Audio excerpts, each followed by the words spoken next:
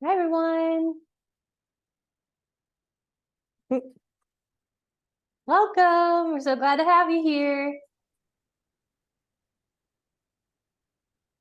It'll just be a couple minutes before we get started, but here's Heidi.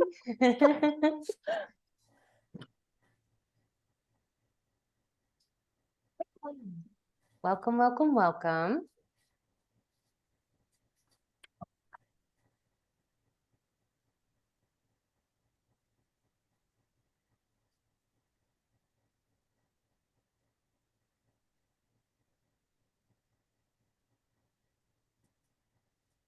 Oh, I guess you can call those people along the top if you have questions. Well, those are just other people participating. Oh. Oh, yeah, because it's me. Can you guys hear us okay? Yeah. Great. Well, at any point you can't hear, you just let us know, and we're all mic'd up, so you should be able to hear us okay.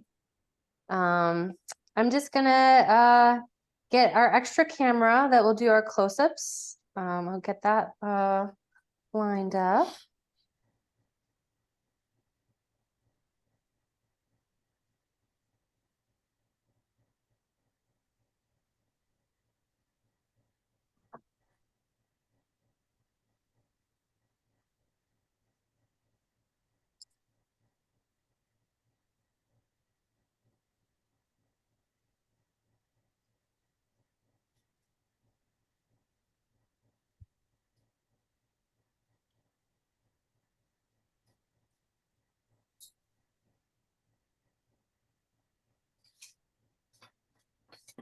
Okay, everyone, welcome. We're so glad to have you all here.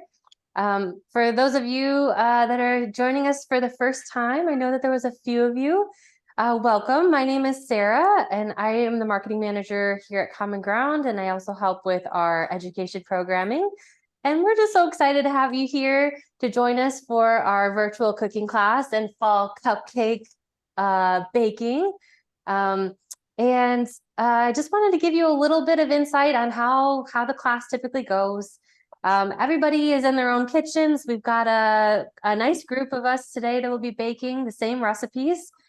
And we made a menu with Heidi that we're really excited about. And typically what will happen is we'll guide you through every process. We'll let you know what kind of equipment you're going to need.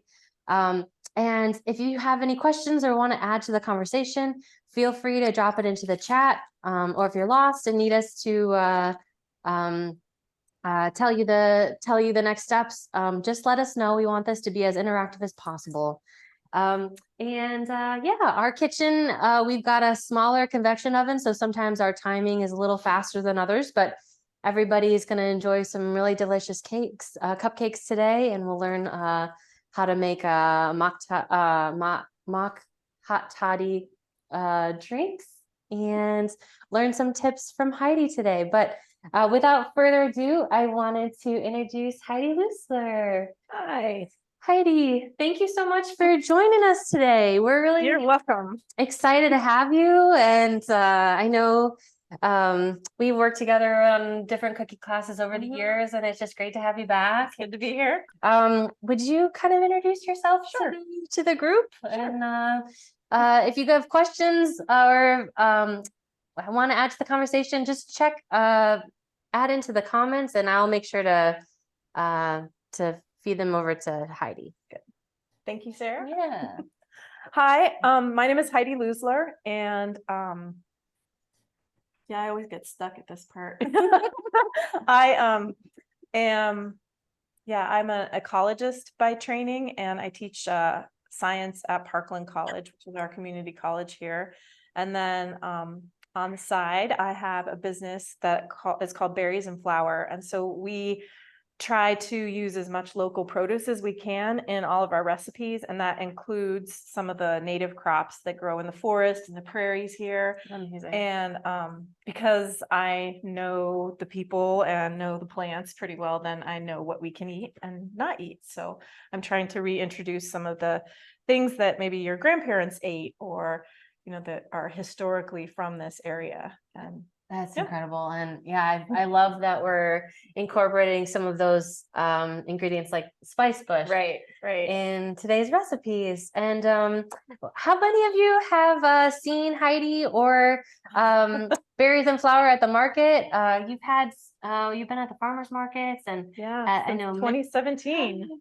it's amazing. I So know. yeah, and no, it's really kind of amazing to have an opportunity to use recipes using native or really interesting ingredients that haven't been kind of given the spotlight in a long time. Right. That's and- stuff that people used to eat all the time, yeah. you know? So, what are we going to be making today? So today we are going to focus on a recipe that we wrote for berries and flour. So it's our squash and sweet potato spice bush cake. So it's a version of a pumpkin spice cake that, you know, is traditional for the fall, but we use local produce. So we try to get pumpkins or squashes that can be used, and then local sweet potatoes are out of this world. So Yeah, just adds a really nice flavor to the cake. And then the spice bush is, I add that in place of allspice and nutmeg because it's kind of that same flavor profile, but it's a very unique thing. So all of you have the spice bush. You ground this up. Will you talk a little bit about the Sure. plant and how you kind of stumbled on it? Yeah. So this is a native plant that's an understory tree in our local oak hickory forest, but it does grow all through east of the Mississippi in the forest.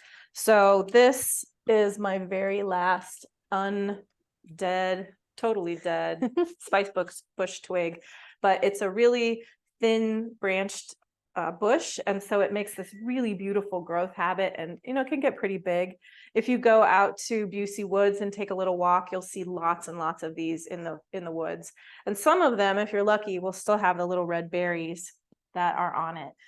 That's amazing. You can tell it right away because if you crush the leaf a little bit or break a twig, you can smell this amazing, like spicy, citrusy smell. Oh, taste yeah, that? Yeah. citrusy. Yeah. So one of the things I love to do actually is to just take the leaves and the twigs and put them in with vodka and vanilla beans and make a spice bush vanilla. Ooh. Which is like kind of like an extract. Yeah. Amazing. So I have a bottle of vanilla and a bottle of spice bush vanilla at all times. Yeah, I found that this was feel free to smell your spice bush pack because you should be able to smell it right through the wax when I was paper. packing it was smelled so good. Yeah, it has that citrusy, it almost like it smells like allspice and nutmeg and clove and Right. so this will be really fun. Any of you have a spice bush tree or shrub in your yard or anything like that? I'm kind of curious. I want to plant one. There are quite a few local nurseries that are like going crazy on these. So they'll have saplings and little things. You can also, you know, come by and take a snip and root it and make your own little thing. But the berries are pretty unique. They're tiny red berries, and so in ecology and in, you know, just woods natural history stuff, if you see a red berry, you are not supposed to eat it. Like don't it's supposed eat to it. be like a indicator of poison or something. Exactly. But these are bright red and you can eat them. But what we do is they're kind of like a rose hip, so they're fleshy on the outside and then they've got big seeds in the middle.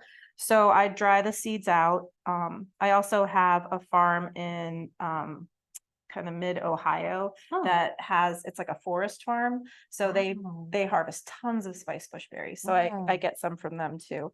But then when these are dry, you can just grate them. I grind them in a spice grinder actually, and they're super oily, and that's why it's sticking together.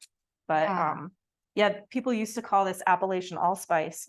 So when they couldn't get Caribbean allspice because it was so expensive, they would just go in the backwoods and have a spice cake. From their spice bush. This is a special spice. So I'm excited that we're using it today. So this came from Heidi. So Heidi packed her own unique blend of chai tea, this Midwest chai tea, which is really exciting. So this is what we're going to be using as the base for our hot toddy mocktail. And also you might have to take a quick sip of the apple cider. If it makes it into the hot toddy, that's great. But we had a sip of it and it's just absolutely delicious and sweet.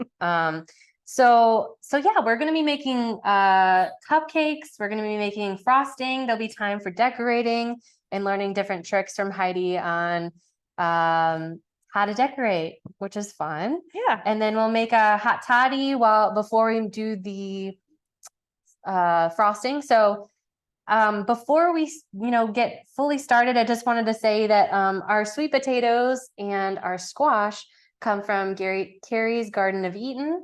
And then our eggs are local. They're coming from a little farm on the prairie. And I picked them because they're my favorite eggs because they've got such bright yolks. So Nice. I'm excited to have that. And then Sassy's honey is a local honey that we're using. So we've got a lot of local ingredients today. Okay. So I checked in with some of you when you came to pick up your kit. And hopefully some of you roasted, or most of you roasted your squash and your sweet potato ahead of time. Let me know if there's anyone that hadn't, and we can maybe give you some recommendations on how to do it quicker. Like Heidi maybe mentioned the microwave could be an option.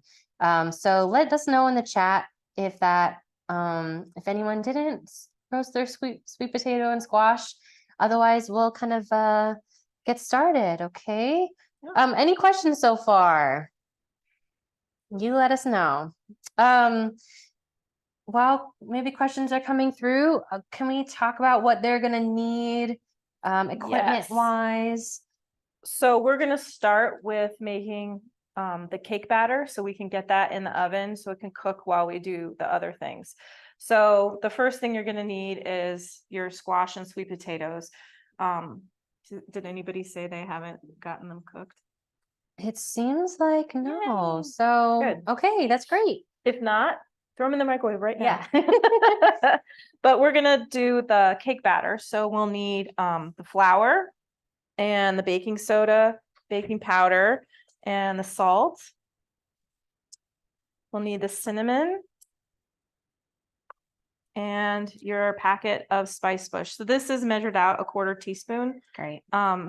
Do smell it, and it has a little bit of warmth to it. So if you don't want this whole 1/4 teaspoon in your cake, then you can, modify that as you want. Okay, like add half. Yeah, or- yeah. Okay. But this is perfect for, what I feel like is a good Great. spicy Midwest spice level. Yeah. And you will need also, if you're doing the cupcakes with us, you'll ideally need 2 of the 12 pans for cupcakes. If you don't have cupcake pans, that's okay. You can use like any other cake pan, casserole dish, whatever you got. Because we'll be making a decent sheet pan. Oh yeah, sheet tray. So we can modify, and you'll just we'll have actually. What's wonderful is Heidi gave us more kind of tips and guidelines on cooking for those different pans. So We did choose cupcakes because it will be a faster cook. Yeah. So then we can get everything done in the 2 hours. Right. Too, so. And we're hoping that we can maybe squeeze in our cupcakes into the fridge to cool down, just so that it leaves more time for decorating when they're cool. Okay. So other things, you might need ideally a little saucepan for the hot toddy. We're going to be using a KitchenAid, but if you don't have that, a whisk in a big bowl would be great. And then what else? A grater, some spatulas. Yeah, the wet things are to have oil, your fresh ginger, granulated sugar, just any white sugar, and then brown sugar, your eggs, and then we'll mash our potatoes and squashes. Great. Cool. Yeah. This is great. I'm excited. It's been a while. We were planning this for several months, so it's nice that it's happening. It's finally here. November is here. Yeah. Okay, so will they start with the dry first or the wet first? Actually, first we're gonna scoop the potatoes out Okay. and get that part ready. Got it. Okay. Perfect. All right. All Good. right. So they need like a spoon and just a bowl. Yeah, I just use a regular spoon. Something bigger is easier, I think, with these squashes, but Sounds good. all right. So the first thing you'll want to do is, let's start with the sweet potato. The sweet potato, when you roast it, the skin should just peel right off. You know what? I'm gonna put that down because I didn't wash my hands first. You got it. Wash your hands first. And you might want to turn on your oven. Okay. Preheat your oven to 350. 350. All right. Sorry about that.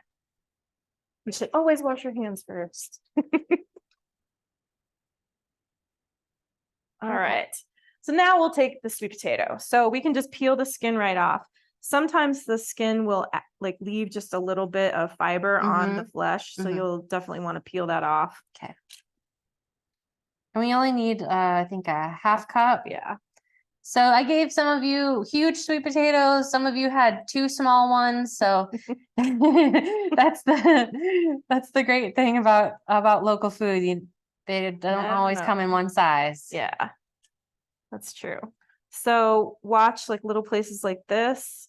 You want to pull that out, just it'll add a little chunk. Yeah. And the nice thing about roasting is it caramelizes the sugars in the sweet potato. That's great.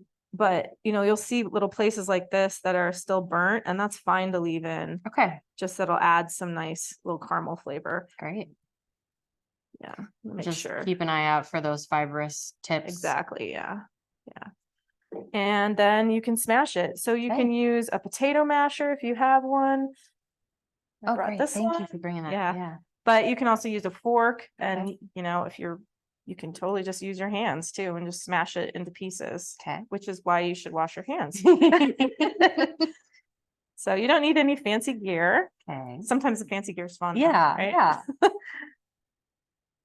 So potato masher or fork just to mash up your sweet potato before you measure it out. Yeah. That way it kind of breaks up the fiber. Yeah. And I've seen people like force it through a food mill too. Oh. So I like chunks in my food. So I tend to, just smush it until it's mashy. That's great. Yeah. All right. And then we are going to measure out a half a cup. Okay. And I'm going to put this in a bowl on the side. And I tend to put, like kind of add a little, maybe More. a little bit extra because I like the flavors of the vegetables and the fruits. That's so great. Yeah. And then a bowl for you? Yeah. So we're just going to set this aside. Okay. Great. This doesn't feel super professional to be okay. using my hands. No. It's okay. Yeah. So I would actually just heat this up and put a little butter on it and eat it. Or a little salt. Mm-hmm. Or I make this rim to go on the outside of cocktail glasses. It's a Spicebush rim, and it's got a little sugar, a little salt. So I'd probably just sprinkle that on there and call it a day. That sounds delicious. And eat it. Yeah, nothing's better than sweet potato that's just out of the oven with some butter on it. Yeah, it's just, especially really the local. When I started really eating local on purpose, like, it's just amazing how complex the flavors are. I know. Everything's ripe and hearty and and knowing the stories behind the people that grew it. It's always amazing. So now I'm taking the squash and we're just going to scoop the seeds out. These seeds are all edible, just like pumpkin seeds. So you could clean them up and roast them and sprinkle a little salt, little spice bush on them, and then you've got another treat. It's amazing. So a lot of you probably scooped your seeds out ahead of time before you roasted it. I have gotten into the habit just personally of just slicing the squash in half and then putting the cut side down and just roasting it with the seeds and then scooping out the seeds if I need to. Some squash, I'll even eat the seeds because they'll be like tender and steamed. But oh, nice, Lori. Lori says, enjoying my roasted seeds now while cooking. Perfect. Yeah. That's good. They'll be even better with a hot Yeah. toddy. Oh, yeah. So one of the things I've noticed that these varieties of kabocha squash is the skin is a lot thinner than most other winter squash. So Yeah. there's a chance that it can stain the pigment from the skin can sometimes stain the flesh. It's not doing that here. Yeah, no, it looks great. Yeah. But again, these edges that are kind of burnt or caramely, I always add those in. Just they'll make it just taste a little bit nicer, I think. Great. But you do want to be careful because sometimes that, cooked area looks like skin. And the skin is that this is probably not going to be so horrible if you get a little piece in your cake, but Right. yeah. And so we just needed a half cup of the sweet potato and a half cup of the squash. So you'll still be able to enjoy the other half. Yeah, and the same thing. You can just, this is falling apart. You don't Mhm. really even have to mash this any further. Mhm. But the extras for this, one of my favorite things to do is to cook mushrooms in butter, Oh. especially those big, thick, juicy, Yeah. like black oyster Oh. mushrooms. And then I'll just add a little bit of broth, like vegetable broth or chicken broth to this, and then add some garlic and Wow. put this over the mushrooms. And that's Oh. like one of my favorite fall meals. That sounds amazing. Yeah. Yeah. Should we pause and switch gears? Yeah, we're actually gonna be making savory cupcakes with mushrooms. Aw. Again, just measure out a half a cup. Okay. And this squash particularly, we have one of the reasons we're using it is there's actually several reasons. There was a lot from Carrie's garden. There was like kabocha had a really good year, so she has a lot available. But also it was really highly recommended by our produce department, our produce team, because they said that this type of squash, it's a Japanese variety. It has less fiber. It's almost more starchy, so you won't Yeah. get the stringiness that you would of obviously of like a spaghetti squash, but even a butternut would have more stringiness than this type. So yeah. And then there's also another Japanese variety. I can't pronounce it very well, but it starts with a T, and it's like Tecumseh squash, I think.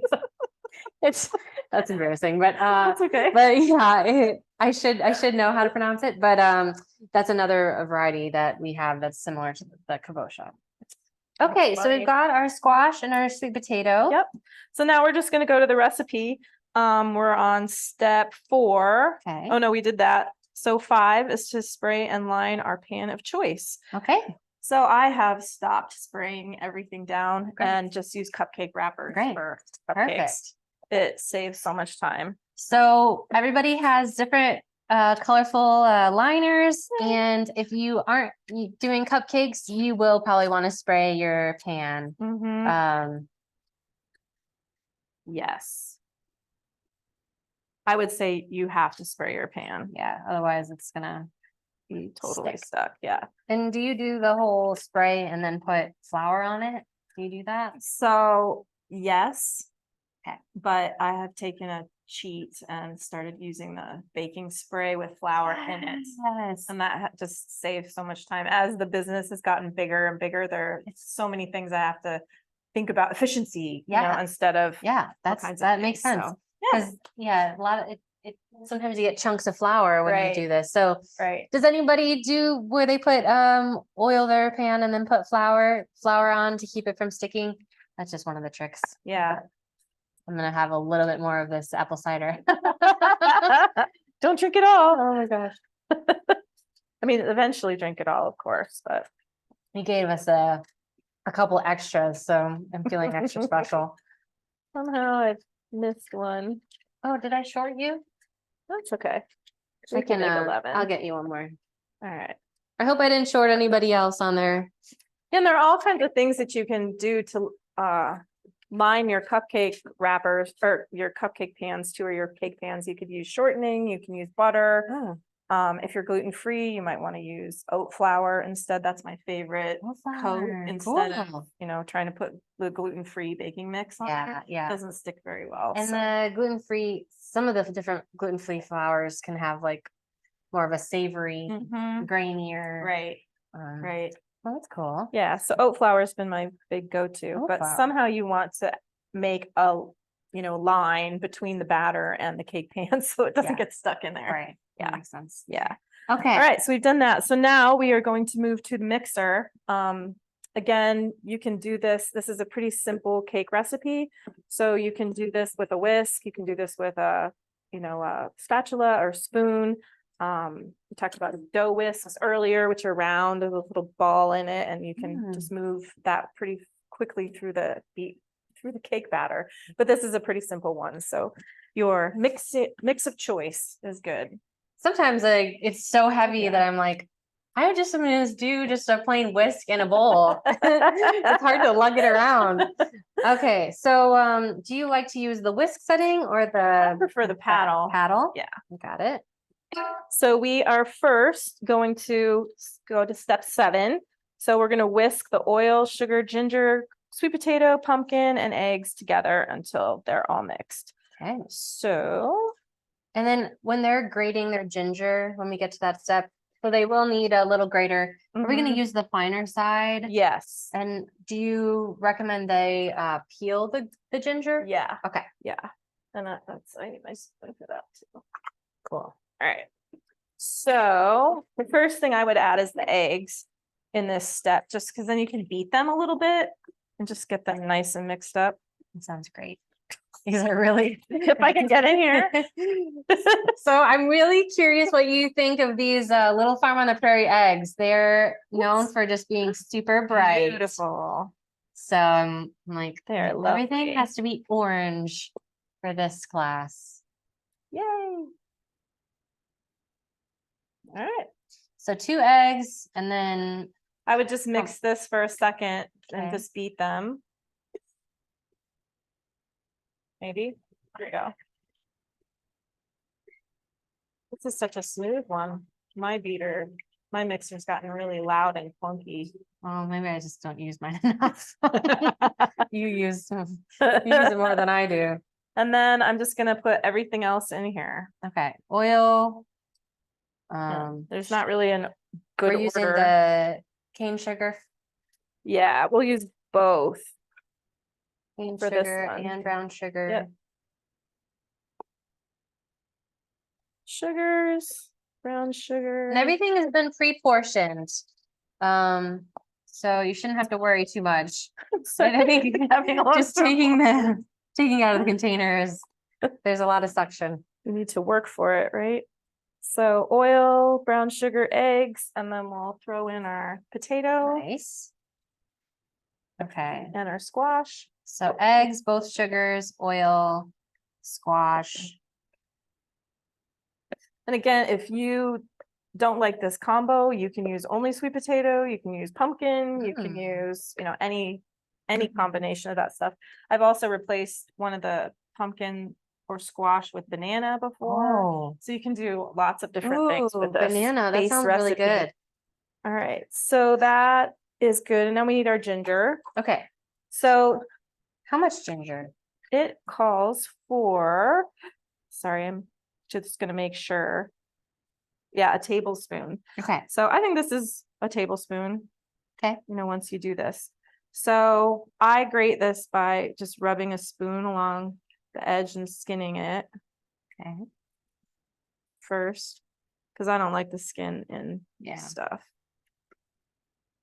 It's been cured for a while, so Yeah. it gets all kind of rough.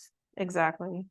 Yeah, I guess if you're pulling ginger right out of the ground, you could probably do that, but There was one farm back in the day, I think it was Havilah Farm, that Mhm. was growing their own ginger, and it was pretty interesting. I know Yeah. there's certain like blue varieties that can be grown oh neat. in greenhouses around here, but Huh. I haven't seen that. Yeah, if anybody knows a local ginger grower, throw them at me because the farm that was doing all the ginger has shut down. Oh, yeah. I think Illinois Willow still does a little ginger, Oh, but it's hard to get theirs. yeah, it's like can. Yeah. And so are you at the Winter Farmers Market? We'll do a few of them. Okay, but cool. Do you need a cutting board or anything? just actually like a little paring knife would be good. Oh, yeah, to yeah. do. Um, So again, I'm gonna cut off the harder parts that were out in the air. sorry, just gonna wash this.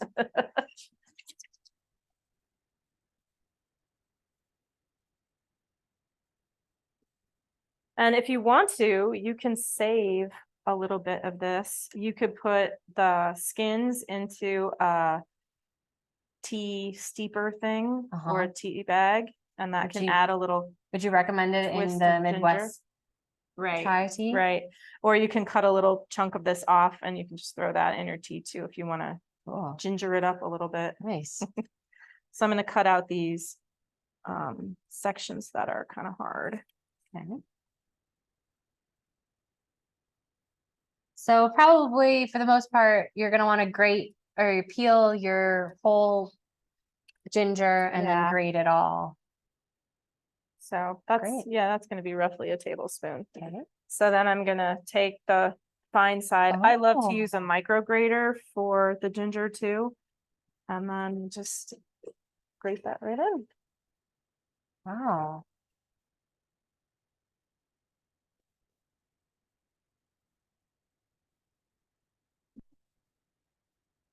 Just watch your poor knuckles. I know, exactly.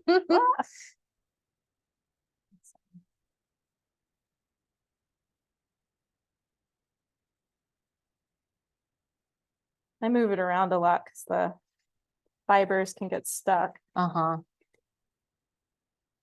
I hardly use this side. I usually end up using the other side just because I'm like, I need to see progress. Sometimes it just gets stuck. But this Yeah. is great. This is probably, this is ideal for ginger, making it Yeah. less stringy. Yeah, exactly. Less stringy.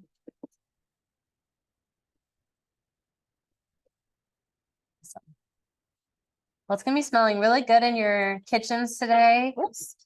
Sorry. Have to lock it. Okay, that's good. Yeah.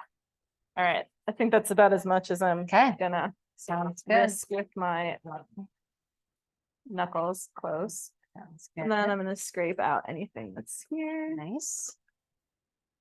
Minor stuff. Right. Don't want any of this goodness to go to waste, right? Mhm. And again, feel free to modify this if you like it more gingery or less gingery. Mm. You can also add ground ginger. Sometimes that gives it a little more kick, but Yeah, or like a spot. yeah, Spice. okay. So All right. we're gonna mix this up until it is well mixed and creamy. And it really won't take very long. All right. Any questions so far?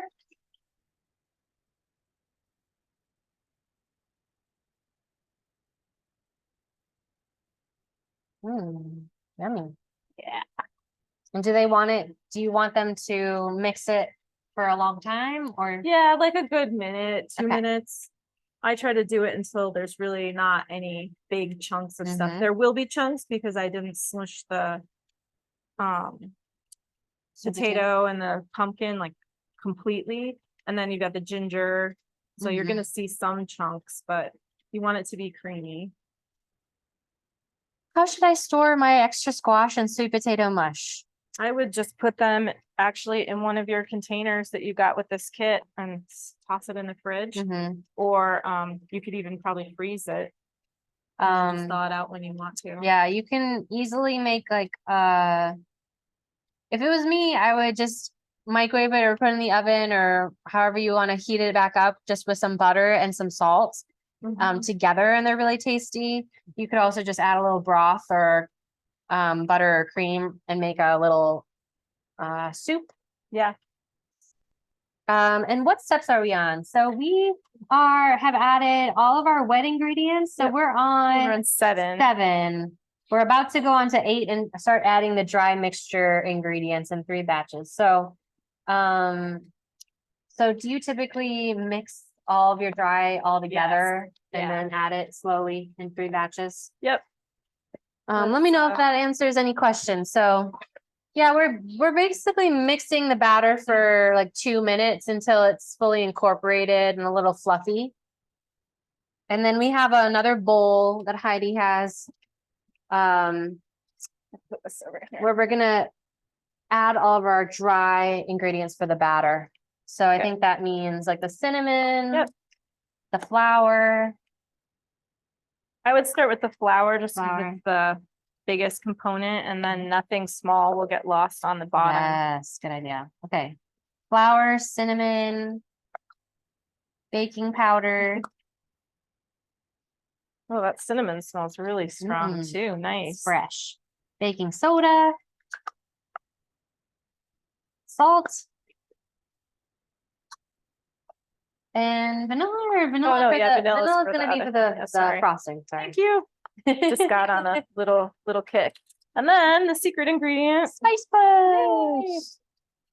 So this will come out in a clump because it's Okay. oily. Okay.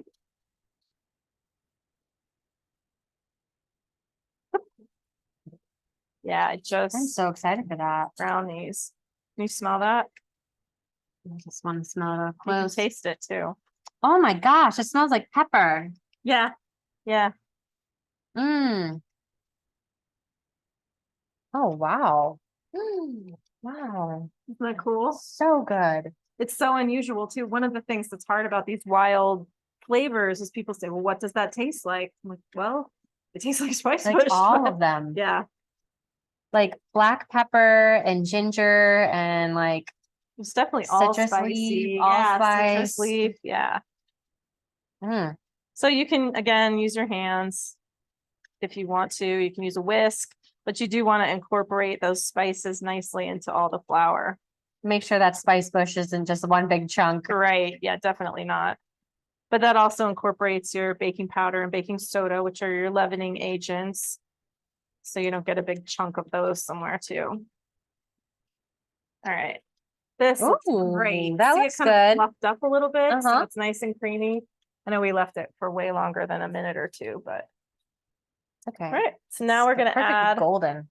Yeah, it's so pretty. That squash is beautiful in there. Mhm. So you said 3 steps. So like 3. Are you just doing a little bit at a time? Right. So just kind of think about dividing that dry stuff into 3 portions, and then. Great. Yeah. So you definitely want to start this on low Okay. because otherwise it'll spray everywhere. Good thinking. I've learned that the hard way. I know, me too. And you'll want to mix it until you don't see any more streaks of flour, Okay. and then All right. add your next one.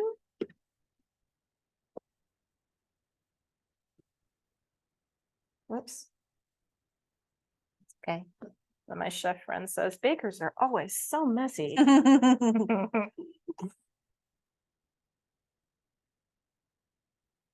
So just mixing it until you don't see the white and then Yeah. putting the rest in. Yep. Now I'll add my third one.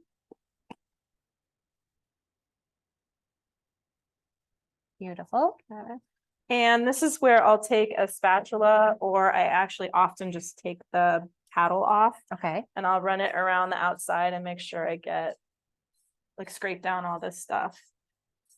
It doesn't always mix well on the outside. All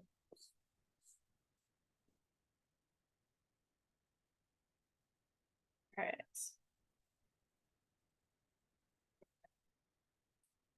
everybody good?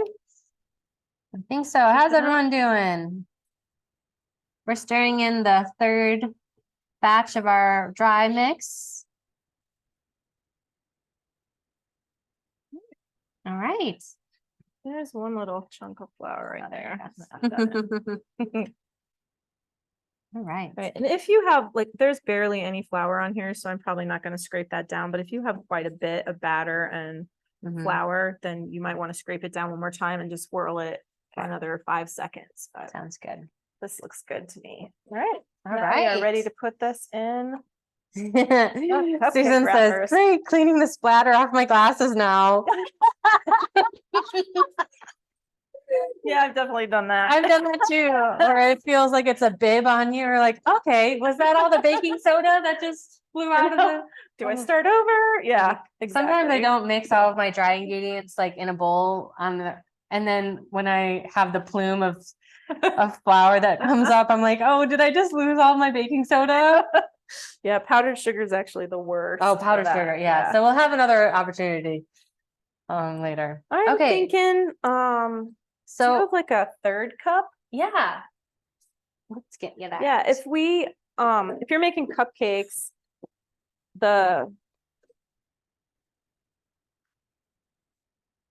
it's good to put like a third of a cup in each one. I also have this, Oh, yeah. but I'll get you a third.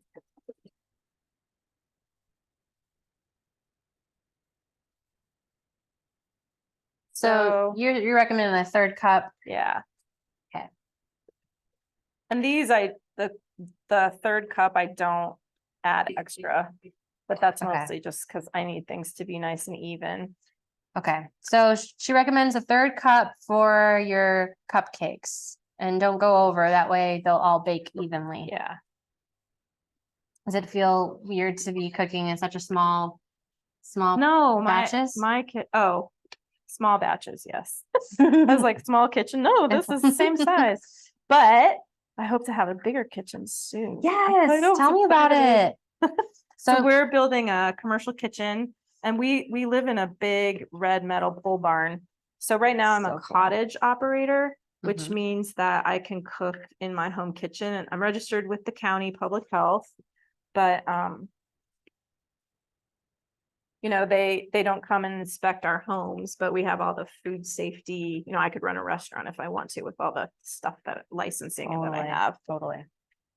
And And has that been a kind of a hard, do you think there's a lot of struggles with the cottage food in general? actually, no, it's been fantastic. good? I've had Good. really good interactions with public health, and you know, their hands are tied a lot of times because they have to follow, you know, bigger rules than just small farmers markets. But Totally. yeah, they've been really, That's it's been great. fantastic. So there are things I can't do.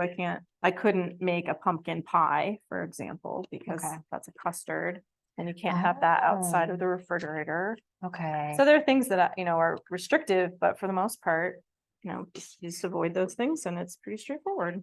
That's awesome. Yeah. So, But the business has gotten too big for yeah. me to do in my home kitchen. My Yeah. poor family has bottles and jars, and boxes and cake and flour everywhere all the time. Yeah. So That's fantastic. it's time to do something different.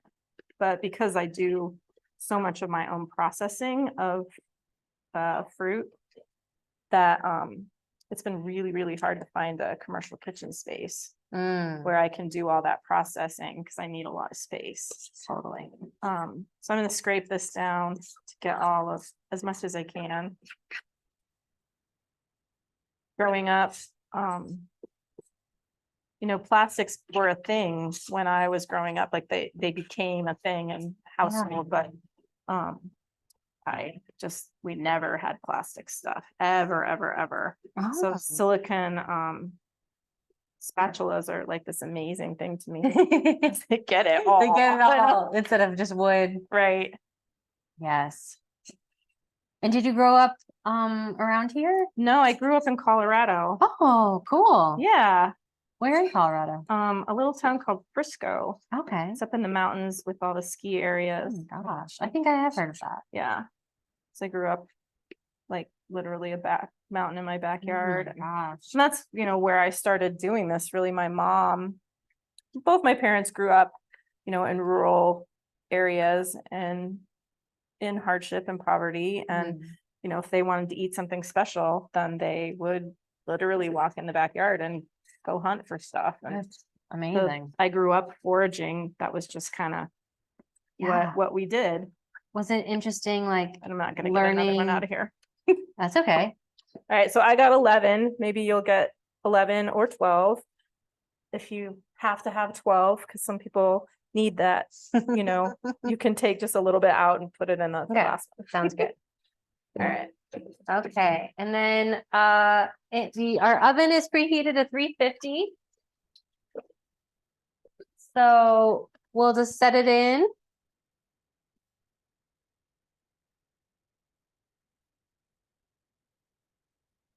Oopsie. Nope.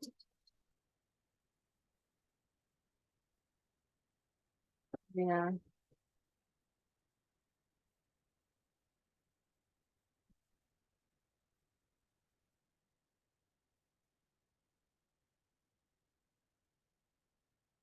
I lost one of our little guys, but I think it'll be okay. Oh, one of the papers. Yeah. Yeah. I didn't need the extra one after all. Okay, so then how long should we, says about 18 minutes. Our oven's a little bit quicker, so I'll just So- take a look at like 12. Okay. And then we can go for another 6. Depending on your oven, you'll just have to see any tips you have on how to So know. what I always do is do exactly what you said. Just, okay, if it's 18 minutes, I'm gonna do 15 minutes for Okay. my oven. And then when you look at it, you'll want some kind of knife or toothpick. Those are the best things. So you can poke in there to see if the batter still connects with the thing you stick in there. Okay. If you have baked a lot, sometimes you can just touch the top and you can Uh-huh. feel like, is it jiggly or, Uh-huh. you know, is it spongy all the way Like if through? it's wobbly, then Right, then right. Then you're you done. still need. And a lot of times recipes will say cook till golden, but golden is such a Yeah, right. subjective term, Right, right? right. Sometimes it can be golden on the top and brown on the bottom, which you don't want. So I'll set a little timer Yeah. for like 12. Okay. All right. Okay. How's everybody doing? I'm gonna say if you're lucky enough to have 2 bowls for your mixer, awesome. But if you're not and you're using the mixer, you should wash your bowl now. Okay. And then we'll get started with the toddy. Sounds good. Okay. Let us know if you need a little bit more time. How are we on time? We're doing good. 12:46. Okay, perfect. So we're hoping that we'll get our cupcakes cooked, put in the fridge to cool up a little bit. And then let's see. Okay, great, Susan. How's everybody else? Do you need a little bit more time? Are you still working on your batter? You let us know in the chat. But I think what we had planned is we're gonna make the toddy next, and then we'll make the frosting, and then we'll do the decorating. That way we can sip on hot toddy mocktails while we do that, while we do everything. Yes. What a good So plan. Oh, yeah. we've got a little saucepan. So the hot toddies that we wanted to make, it's gonna be for two drinks. So we're gonna add the water and our whole bottle of apple cider. Bring that to near boiling and then steep our chai. So that looks amazing. So up to the edge of this bottle is 8 ounces. Okay. So if you don't have a measuring thing, you can put the apple cider in here and then just 2 bottles Right. worth Oh, of, yeah, good idea. Okay. or a bottle and a half worth of water. Ah, you can smell it. So our batter was a little thicker. There's someone said, I didn't have enough batter. I initially in our, I had given you the equipment to get 2 12-cup cupcakes. Cause I thought maybe the batter might extend that much, but I think, I'm sorry about that. I think it's thicker than I initially had planned, so Yeah, depending on what kind of pumpkin you use. it will be it'll- thicker or it'll be thinner. Thicker or thinner too. Let us know how many cupcakes we got. We actually got 11, so we didn't use our our second one. Yeah. So you probably, if you're not doing the cupcakes and you're just doing a pan, you might only need 1 9-inch round cake. Yeah. Okay, so we have a saucepan. We put our apple cider in, and then Heidi was super smart and said that we could just fill up the apple cider container. Did you do that about? Yeah, I did it up to here once for 8 ounces and then somewhere right about the label. The But label. honestly, I just slapped the labels on. I didn't measure them. Yeah. So, something relatively about 1 inch down from the bend. Yeah, so a little less than 2 cups of water, and then your whole bottle of apple cider. And then we're gonna heat this up until it's hot. And so the process will be, we'll heat this up so that it gets basically boiling, and then we'll steep our tea. And then once the tea is steeped, we'll add our honey and lemon juice, and then we'll garnish with a lemon slice. But do you want to talk a little bit about this amazing tea? So, one of the things that I like to do is try to make, this is a Midwest chai or Midwest, toppings or Midwest things. So I try to, again, use as many local things as I can, but chai has become, has been very popular for a while. Yeah. But that spiciness is so reminiscent of fall and all those different flavors. But I, of course, wanted to put a wild twist on it. Well, right? and it's gonna be really fun when you steep this. I made a batch yesterday. Heidi gave me a couple extra tea bags. And it's gonna be really fun for you to see the color that comes out. I did want to make sure I tell everybody I added some elderberries, some dried elderberries to this list also. Great. So that's also contributing to The color too.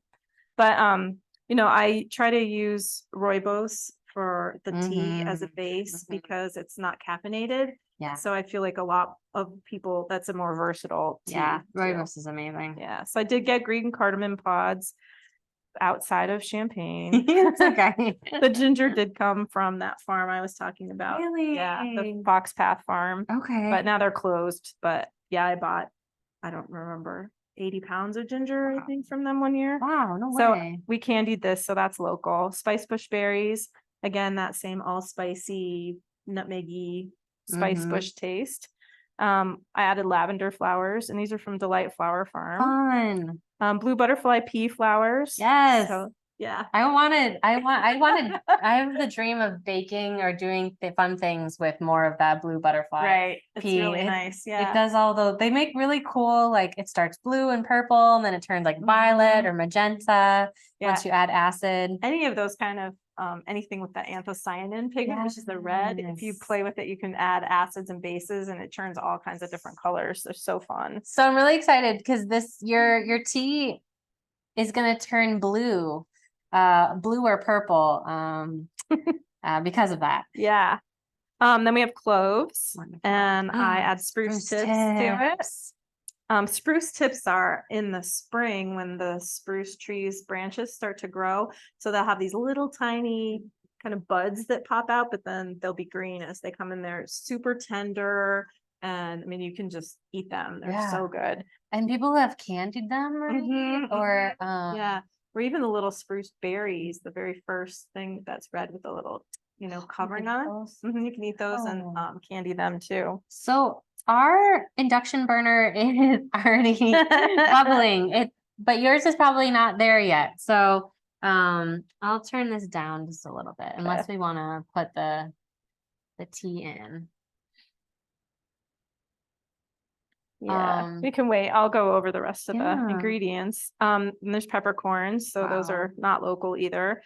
Prickly ash follicles. Ooh. So prickly ash is a native plant that grows here, but it's a little aggressive.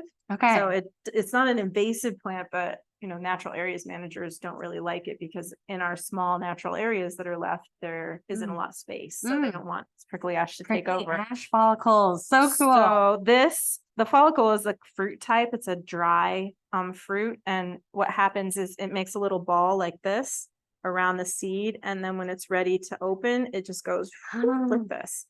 It's so Eat me. It's like, yeah, it's like a little tiny Pac-Man thing. Wow. But because I am an ecologist and I've worked with natural areas managers in this area for a long time, they trust me and know that I'm going to do what they say are asked to do. So they've allowed me to pick the prickly ash. So I get the seeds and the fruits and not damage the trees, but then the trees can, be there, but we can cut the seed bank down so they don't keep being aggressive. That's amazing. So these are also related to the Szechuan peppercorn. Oh, really? So they're a different spice. They're like that numbing sensation instead of capsaicin, which is burning sensation. Have you, has anybody ever had the Szechuan peppercorns in different Chinese dishes? We had a teacher that was from Szechuan, China.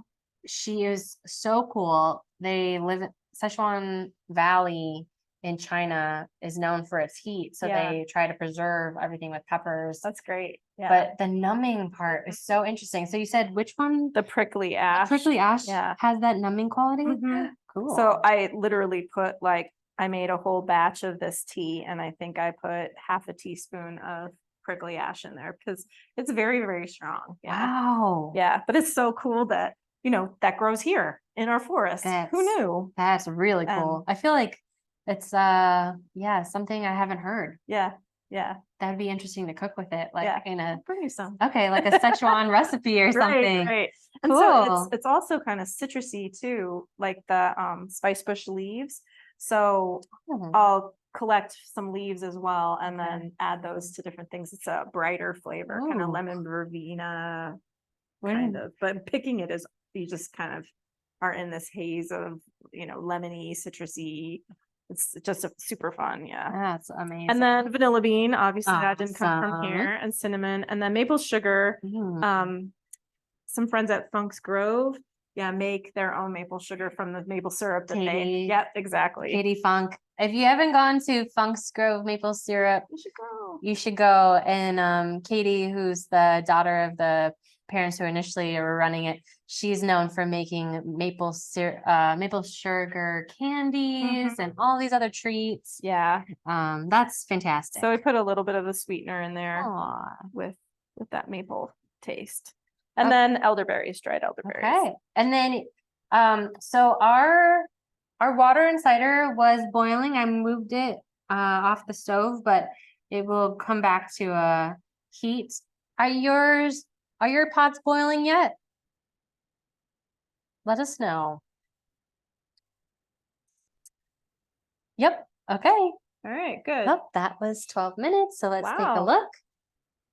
look. Ooh, Heidi. Oh, They look really good. They're golden. Should They we? do look really good.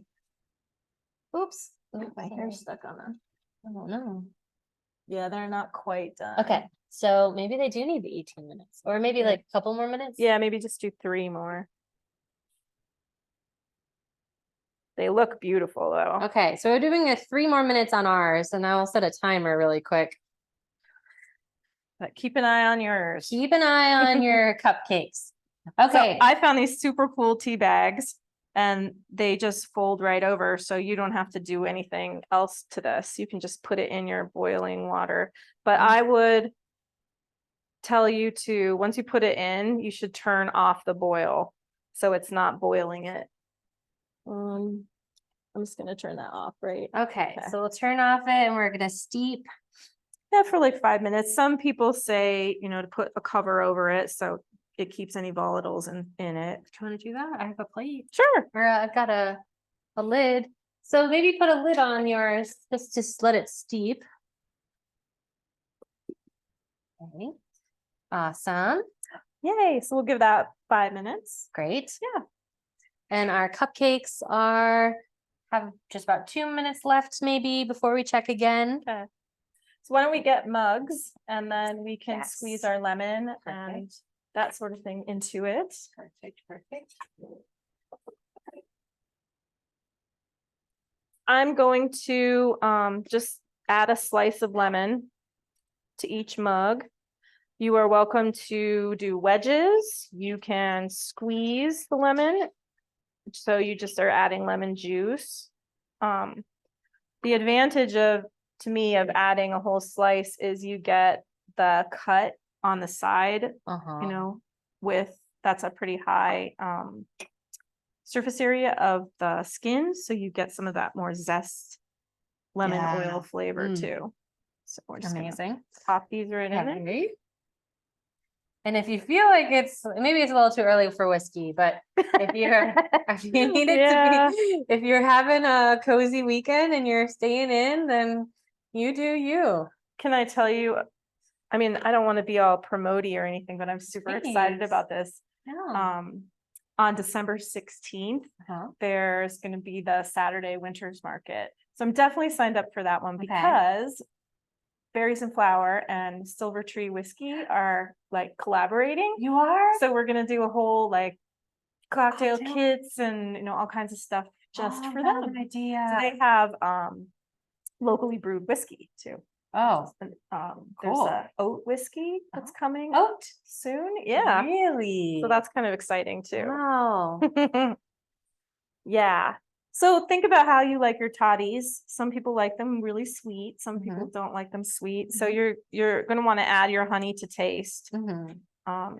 But you can Sounds also good. add vanilla. You could add a little spice bush. You could put a cinnamon stick in there. You could add an apple slice. You can have a lot of fun with the Depending, you can garnish add the mix. honey in the recipe. I had it adding to the our timer. You can add the honey to the container if you want, or you can just put it into your glass. Do you want to add honey for you? Sure. Thank you. And then should we check on those Did they go off? cupcakes? It went off.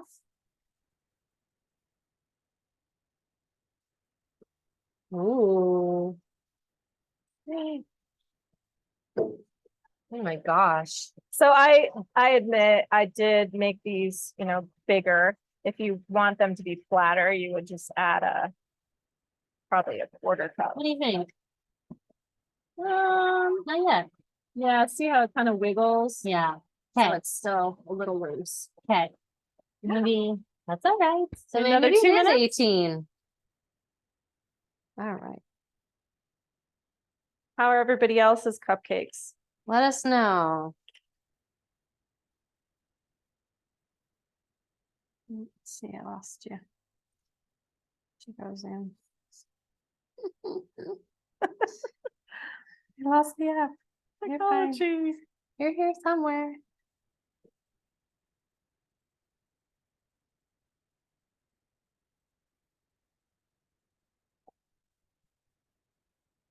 Uh, 5 minutes out. Okay. Excellent. All Good. right. Yeah. Great. So our tea is looking good. I was thinking Ooh, about. you can see the spruce tips. Yeah. Oh my gosh. And that. Yeah, these are the spruce tips. Yeah, And that's That's a fantastic. butterfly flower there. The purple or the Yeah, violet ones. This is elderberry. And This then is the rooibos. ginger. Yeah, you And can then see the little I'm looking for rooibos. where the follicles. Is that ground up, you think? Some of them are ground up and some of them are just broken. I cracked them. I can, yeah. So I studied botany and I just think that fruit types are so cool. It's so great to have all of your knowledge with this. It's really rare. Oh. So here's, I don't know if you can, that's the common prickly ash. That's what the fruits look like before they open. Okay. So again, a red fruit that you're not supposed to eat, right? And this is why it gets prickly. Oh the my prickle name. gosh. So It kind of looks wear like what tough is that black? clothes. What is it? Black locust. Black locust Yeah. with like this special And so barbs. here's a picture of this seed poking out of the Wow. follicle. Yeah, it does. It does. It's kind of like right, Yeah. showing how it's ripe. Wish I could have a better picture of just the follicles. And do you have, so where do you go again? You said that you were kind of pre-approved on Right. picking. Mm-hmm. So Yeah, interesting. from certain natural areas. Yeah, and just, I would never pick without permission, never forage without permission. Like that's Yeah, just, that's a yeah, invasive of people's private property. And, you never know what natural areas managers are trying to do with their space, right? right. That makes sense. Yeah. So our timer went off again just because we wanted to keep an eye.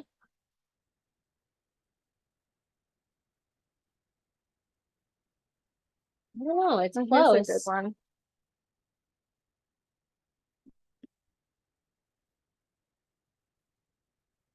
Actually, yeah, there are just a couple, just a little bit. Oh, all right.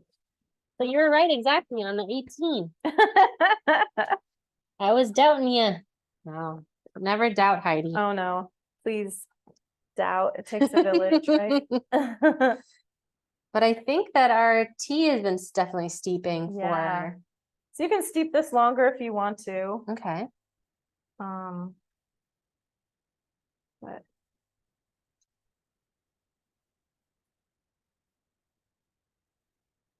I think it's good. Great. All right. So now I'm gonna pour our tea mixture into the Oh cups. my gosh. And Look don't at go that all the way to color. the top if you are, It still has that purple. yeah. And with the lemon too, that changes the color in the cup as well. Yes, Or now has it's the like potential to anyway. a dark pink. Amazing. Now we can Okay, sip and ice. cheers. Might be hot though. Yeah. Cheers. Cheers, everybody. Oh man. Nice. Ooh. Very nice. Oh, my tongue is numb. No, I was kidding.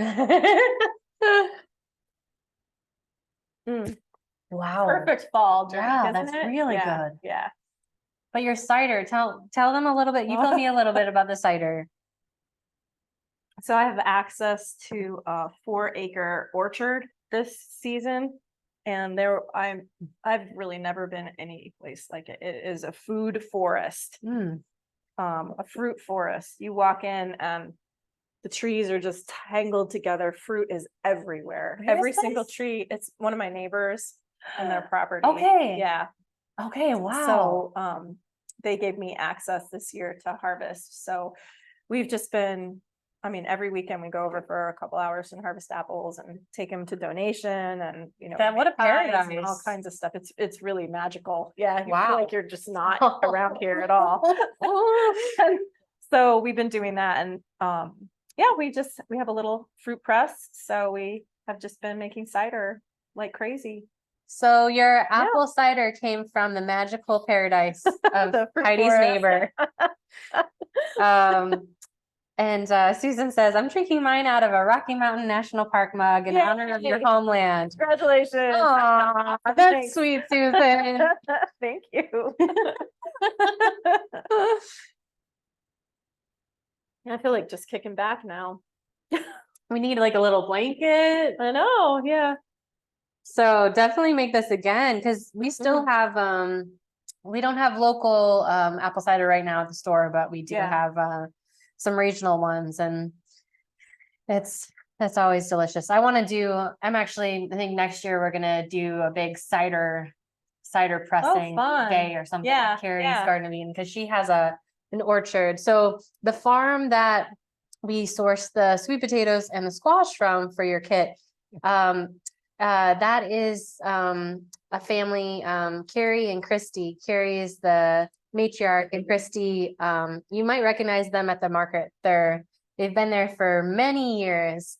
And they purchased a old, like, retired orchard from U of I back in the day. So their farm is actually tucked back on like the south, past like the South Farms at U of I, but just down a road, and this old orchard where they had all these different cultivars for apples.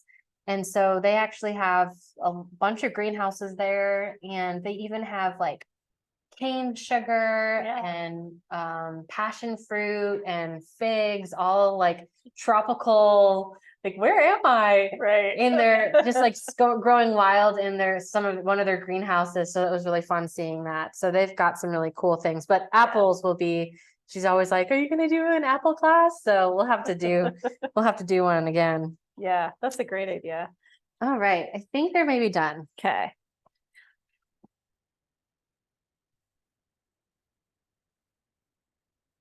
Yep. Pull them out. Yay. Right. Okay, ours are done, so yours might be done too. You let us know. I'm gonna show everyone.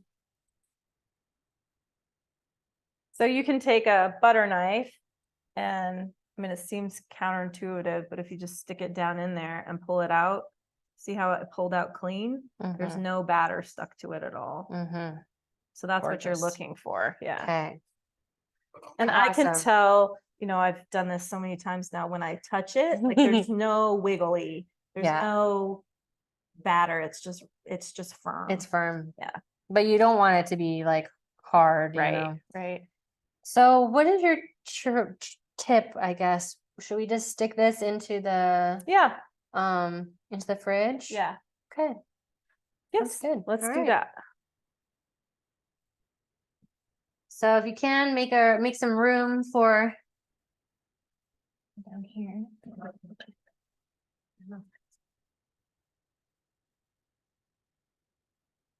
Okay. That will help them cool off faster too. Those will cool off. Okay, so I think it's time Yay. to start making our frosting. So Sarah says, the hot toddy is amazing. yay. Susan says, done and beautiful. Excellent. Yes. Let us know how your cupcakes are. We want to know. Because we're gonna start working on our frosting soon. Yeah. So our butter is a little hard. Okay. So I would, if your butter is hard also, I would recommend either putting in the microwave in like 5-second bursts until you feel like it's nice and soft, or you can take a, what should I do?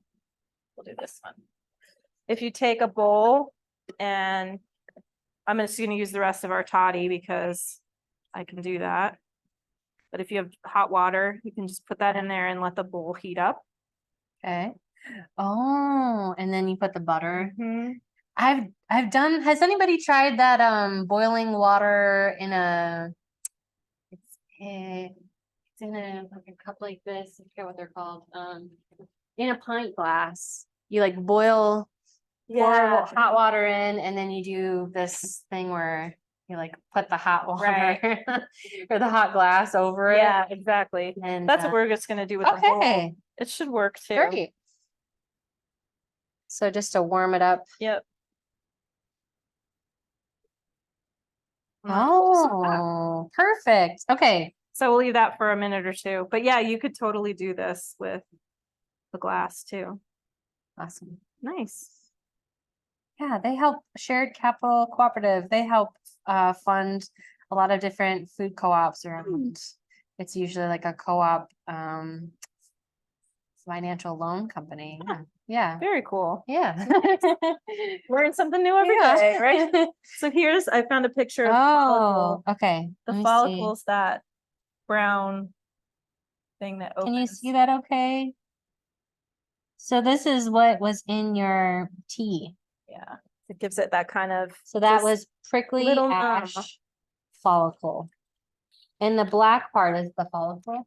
The black part is the seed and the brown part is the follicle. Oh. So the brown part is, you know, like a Pac-Man that will, closes around the seed, then it opens. And then do you use the seed ever too? No, Okay. I don't. All right. So Yeah. just the follicle. Just Interesting. the follicles. Cool.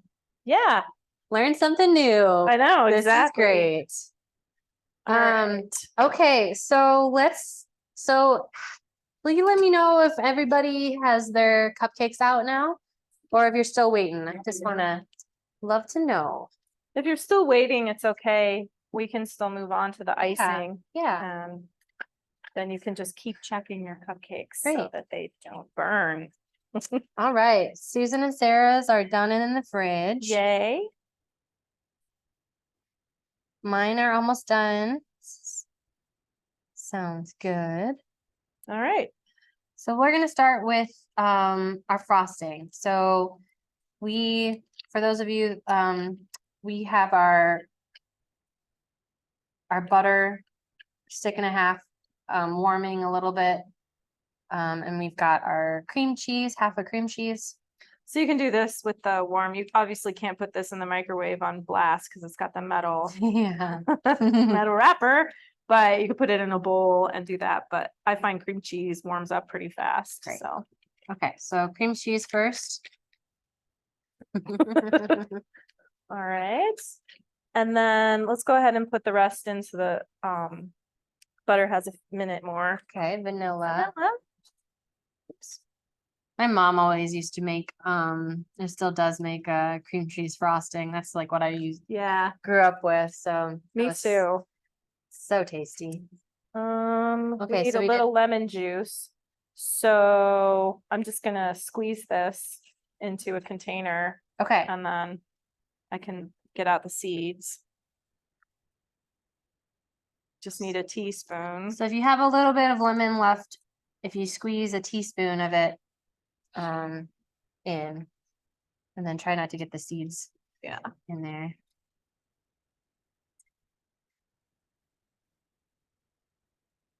Yum. It smells good, doesn't it? Yeah. And often I'll just put a little bit of salt in, like just a tiny pinch. Oh yeah, do you want to too. do that? Um, We have some salt behind. yeah, here. sure. So just do a pinch of salt into your frosting. That's coarse. I've got one here. I see. Yeah. So I didn't add enough salt for you, but just do a little pinch. I didn't think about that when I No, it's do fine. the Just a recipe. tiny pinch. Yeah. It just kind of cuts the sugar a little bit. The Nice. sweetness. Yeah. And then we have our whole pound of powdered sugar. Okay. So I'm actually gonna wait and put the butter in first. Okay. I feel like that makes a nicer mix and Yeah. it's easier to Great. do that. So let's see if this works. I think it works better with a glass, but that's pretty good. Do you want me to put it in the micro? Yeah, when I Yeah. for like That one too? just 5 seconds. No, Okay. this is good. All right. 5-second microwave. The cake smells really good, even from the refrigerator.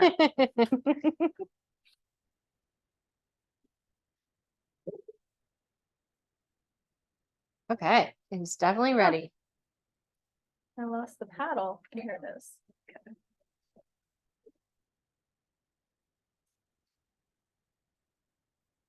So I like to use the paddle for icing, but I know people like to use the whisk. You like the paddle for frosting? Mm-hmm. Cool. Just because it doesn't get stuck. Right. Yeah. So would you recommend if they didn't have a KitchenAid, would you say they should use like a spatula instead? Yeah, you could use a spatula. I think it'll take a little bit longer and you won't get a fluffy icing. So if you have a hand mixer, Okay. that would probably be the best choice. But Okay. yeah, you can just mix it with whatever because it's about it tasting good. Right. Okay. Yeah. Though all it is these- harder to decorate if Okay. you don't have. So maybe they could fluffiness. start with if they could try and use a whisk. If the whisk Oh, yeah. wasn't working enough, they could use a spatula and then upgrade to a whisk to get it fluffier. Yeah, that would work. Or even, the old time hand mixer with the, Yeah. that My sh- mom My yeah, mom always had that. We We never had that really had a too. KitchenAid. yeah, we did not. I think I bought my first KitchenAid. Like it was a huge splurge. know. When I got my first real job, I was like, Yeah. "Oh, I'm buying a KitchenAid and a nice set of pots." I know. Yeah. So I'm just gonna mix this to incorporate the butter and cream cheese, vanilla and lemon. Yum. You're a good cake baker too. I really like baking. My mom's known for her pies. Yeah. She's always been the pie person. And I can't make her pie crust the way she does. But yeah, she's growing up, she was a stay-at-home mom for a little bit, but she Yeah. was a cook on the side, so she would bring meals over to for her side job. And so Nice. I always got to kind of learn from her Yeah. on that. But yeah, I do like making pie. I just made actually like a those clementine. I made a clementine pie, Oh, and it was interesting.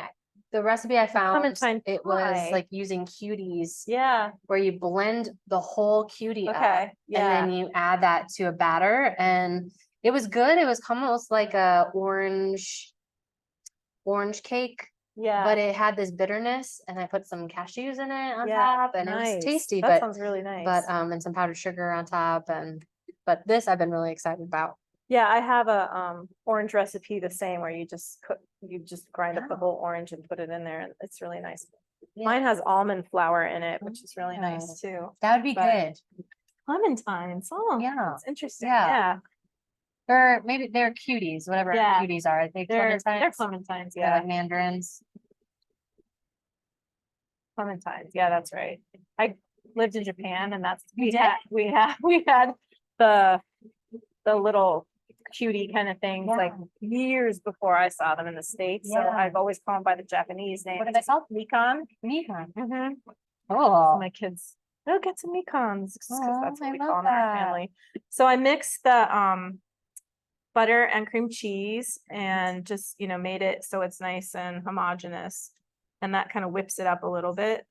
Great. Add some air to that. yeah, no chunks left here. Yeah. How about you guys? Are you doing okay? And then we're gonna slowly add powdered sugar. Yeah. How does this one is it stay fine? It's You can think- clump a little bit. Yeah. Should we have a sieve? Yeah. So we have a sieve, like this. Is that okay? Yeah, that's perfect. So you don't have to do this if you don't want to. This might clump up a little bit more. Yeah, we'll just add the powdered sugar to the Susan sieve. says, I need to stop sneaking samples. Hey, we gave you That's something to sip on. We gave you more frosting than you need. So Yeah. enough for decorating and all that. Whoops. So we're just gonna sift. Yeah, I'm not patient with this. That's okay. I'm a horrible chemist because I cannot titrate. Do 1 drop, 2 drops, 7 drops. And okay, forget it. I'm just putting in a whole milliliter. So are you planning to do all of it or just a little at a time? I'll just do all of it. Okay. Do you do a little at a time when you do icing? Sometimes just because I have it puffs up and I'm like breathing. Oh yeah, But you're like everybody's gonna Powdered smell sugar. and breathe powdered sugar. Yeah, But the worst things. it's pretty heavy, so it falls out of the Yeah, air really quick. Yeah. Yeah. So you can use a spoon to move it through. You can use a sifter if you have that. Oh yeah. My mom had those Mhm. ones that you kind of push on and Yeah. rotates it. I actually grew up with one that I don't know who made it, but it was an old tin can. Oh. And so they had taken a wire inside and just, bent it in and then put some little knob on it so you turn it. Cool. Yeah. And now I think about food safety though. I'm like, Yeah. "Oh, how old was that thing? How many? At least you know you Yeah. see this like rusty Right. wire. Yeah. It's funny. Yeah, this is one of I've been buying bags of 50-pound bags of powdered sugar, Oh my gosh. which is like harder clumps than this. Oh, good. So you have to sift the entire thing. Gosh. So I had bought a big 8-cup sifter, Oh, which is really cool. wow. You can do it so fast. Yeah. Yeah. But one of the things in this journey that I've learned, is you go from pretty much from cottage operation in your home kitchen to like being a massive manufacturing factory. Like there's really not anything in between. Right. So I'm Well, trying to make trying to a new figure in out, between. right. And it's like a lot of that equipment is just so tricky. And it's so big. Like I Yeah. don't need a Right. $80,000, powdered sugar sifter. Yeah, jeez. You know, I would never, ever be able to do that. So Crazy. I have actually been working with some Italian companies that make fruit processing machinery for small family farms. Oh, that's a great idea. Yeah, yeah, Yeah. because they still Good. do that there, but Yeah. And just in the United We're- States where everything is like right, either like small scale or industrialized. exactly, yeah, yeah. I like All right. So if you have the patience to get the last couple clumps, do it. All right. great. Okay, and then the paddle. Yep. And so one of the things I do to keep it from going crazy is just Oh. do this. Nice. First. To kind of incorporate it a little. Yeah. And then it doesn't totally poof up at your face. That's clever. Yeah. So is there a cake flavor that you're most obsessed with nowadays for the holidays? I know you've been cooking, you always have the, oh, was it Lori? Lori, you mentioned the nettle cake. Oh yeah. That she was really glossy tempted nettle in one. trying. Yeah. We talked about doing that. Yeah. Spring cake too. Lori says yes. She's like, yes. Yeah.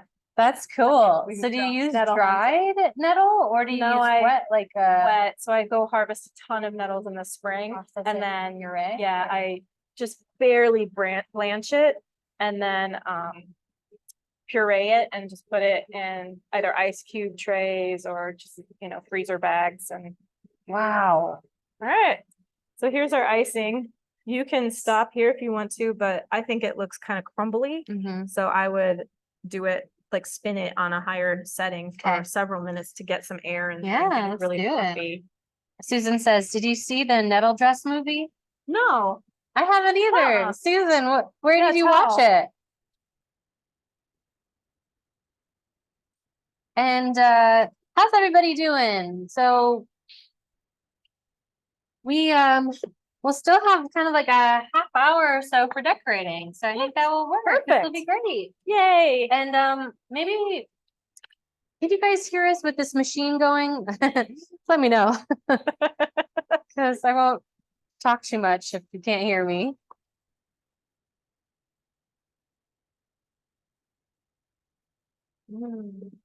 Okay, So I think this powdered sugar has tapioca flour in it, right? let's see.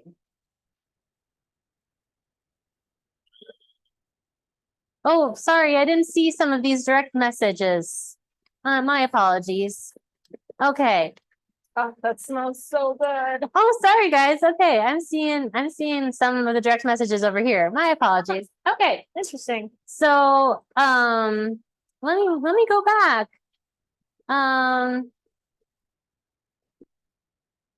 So yeah, sorry, Janet. We did do just the 11 cupcakes, and then let's see. Oh, Janet got 18. Good job, Janet. And yeah, that. She had a little snack with a squash to keep her going. Excellent.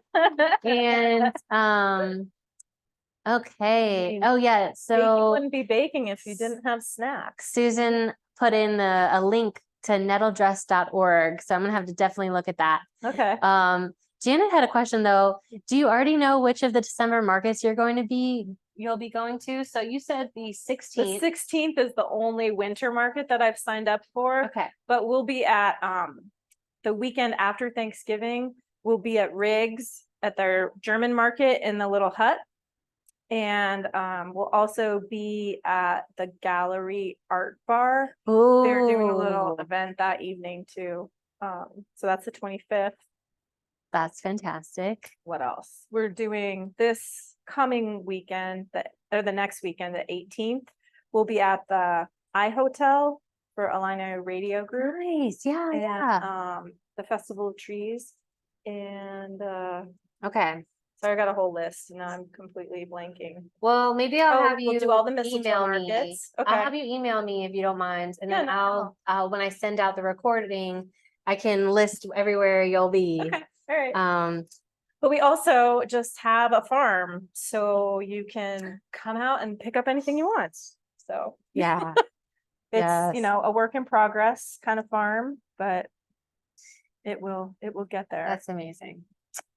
Okay, But so I'm so lovely. tempted to try a I little. think that you should and see if it's, you know, creamy enough. Oh my gosh, it okay? yum. I know I can smell Yum. the cream cheese. I'm gonna do it just a little bit longer. This powdered sugar has tapioca flour in it, so Okay, it looks a little bit more thick. or yeah, thick and kind of, I want to say chewy. Mm-hmm. You know, tapioca makes that just have that little Yeah, chew to gummier. it. Yeah, gummier. That's good. It still looks lovely, but Was it need any more lemon juice or anything? no, I don't It'll think be so. okay. Yeah. Oh, Yeah. I think it's good. Oh yeah. So so definitely try your frosting. There's Yeah. no harm. Yeah, and you want to do it to your taste too. So Right. if you want more lemon juice, more Mm. powdered sugar, you could add a little more salt and make Mhm. a salted cream cheese Ooh. icing. Ooh. Add some cinnamon, salted cinnamon icing. Yeah. Yeah. One thing I like to do too, I have a salted honey icing. So I would heat this rest of this honey up and then put it in there, and that warmth will kind of smooth it out a little bit too. Oh. And then just add, I don't know, maybe half a teaspoon of salt, and you have salted honey cream cheese icing. Oh my gosh. Okay. You So guys can do that way. if you want. We'll just keep it easy though. Okay. So right. everybody's got 5 of these baggies. They've got 1 of the piping tips, and then we've got your special natural dyes for the frosting. So Yeah. you were gonna kind of show them a couple different ways that they could cut the bag. So we have one of the piping tips, but then we can use some of these other bags for either different colors or different tips, you know, Mhm. just by cutting the ends. So what do you recommend? So what we did was have this, you know, example of all these different cupcake decorations. And so my plan was just to make an orange color and a green color. Great. And then you guys can choose. I can kind of show you how to make some of these different things. This one is too hard to make because we don't have the right tip. with Oh, that yeah, that's fine like- filigree thing. Or like they would need to have like nothing chopped off. Yeah, I don't know how. You would Yeah. maybe make just little holes, pinpricks or Yeah, something. interesting. Okay. Toothpicks. Okay. But we can definitely do this one. We can Okay. do this one or semblance of that one. Great. Can do that. So you can just kind of play and do the different Yeah. things. I'll show you some basic. icing Okay. techniques. This is fun. So I'm gonna recommend right. you get some scissors Scissors. and your tip Tip. and the bags. Okay. So I'll start with putting the tip in one of the bags. So you want this to be at the end, but you want the bag to hold this tip. So Okay. what I would do is you want the bag to come up over those points so you have the full shape of the tip. So you want to cut the bag probably right around here. If that makes sense. Okay. So you're cutting the bag further than the little spiky tips. Yeah. So if you cut down here, you're going to get the bag in the way. Yeah. And I've definitely done that before. So you want Totally. to cut up here. But if you cut up here, the pressure of you pushing is going to push the tip right out. Yeah. Okay. So okay, I'm gonna probably see like this. Yeah. And you know, this is a play thing. It's kind of experimental, right? So if it doesn't work, then you just cut a little bit more. But it's better to cut a little bit shorter than a little bit higher. So see here, I have the bag. I didn't cut enough off. The bag Okay. sticks out over there. So I'm just gonna push this back in.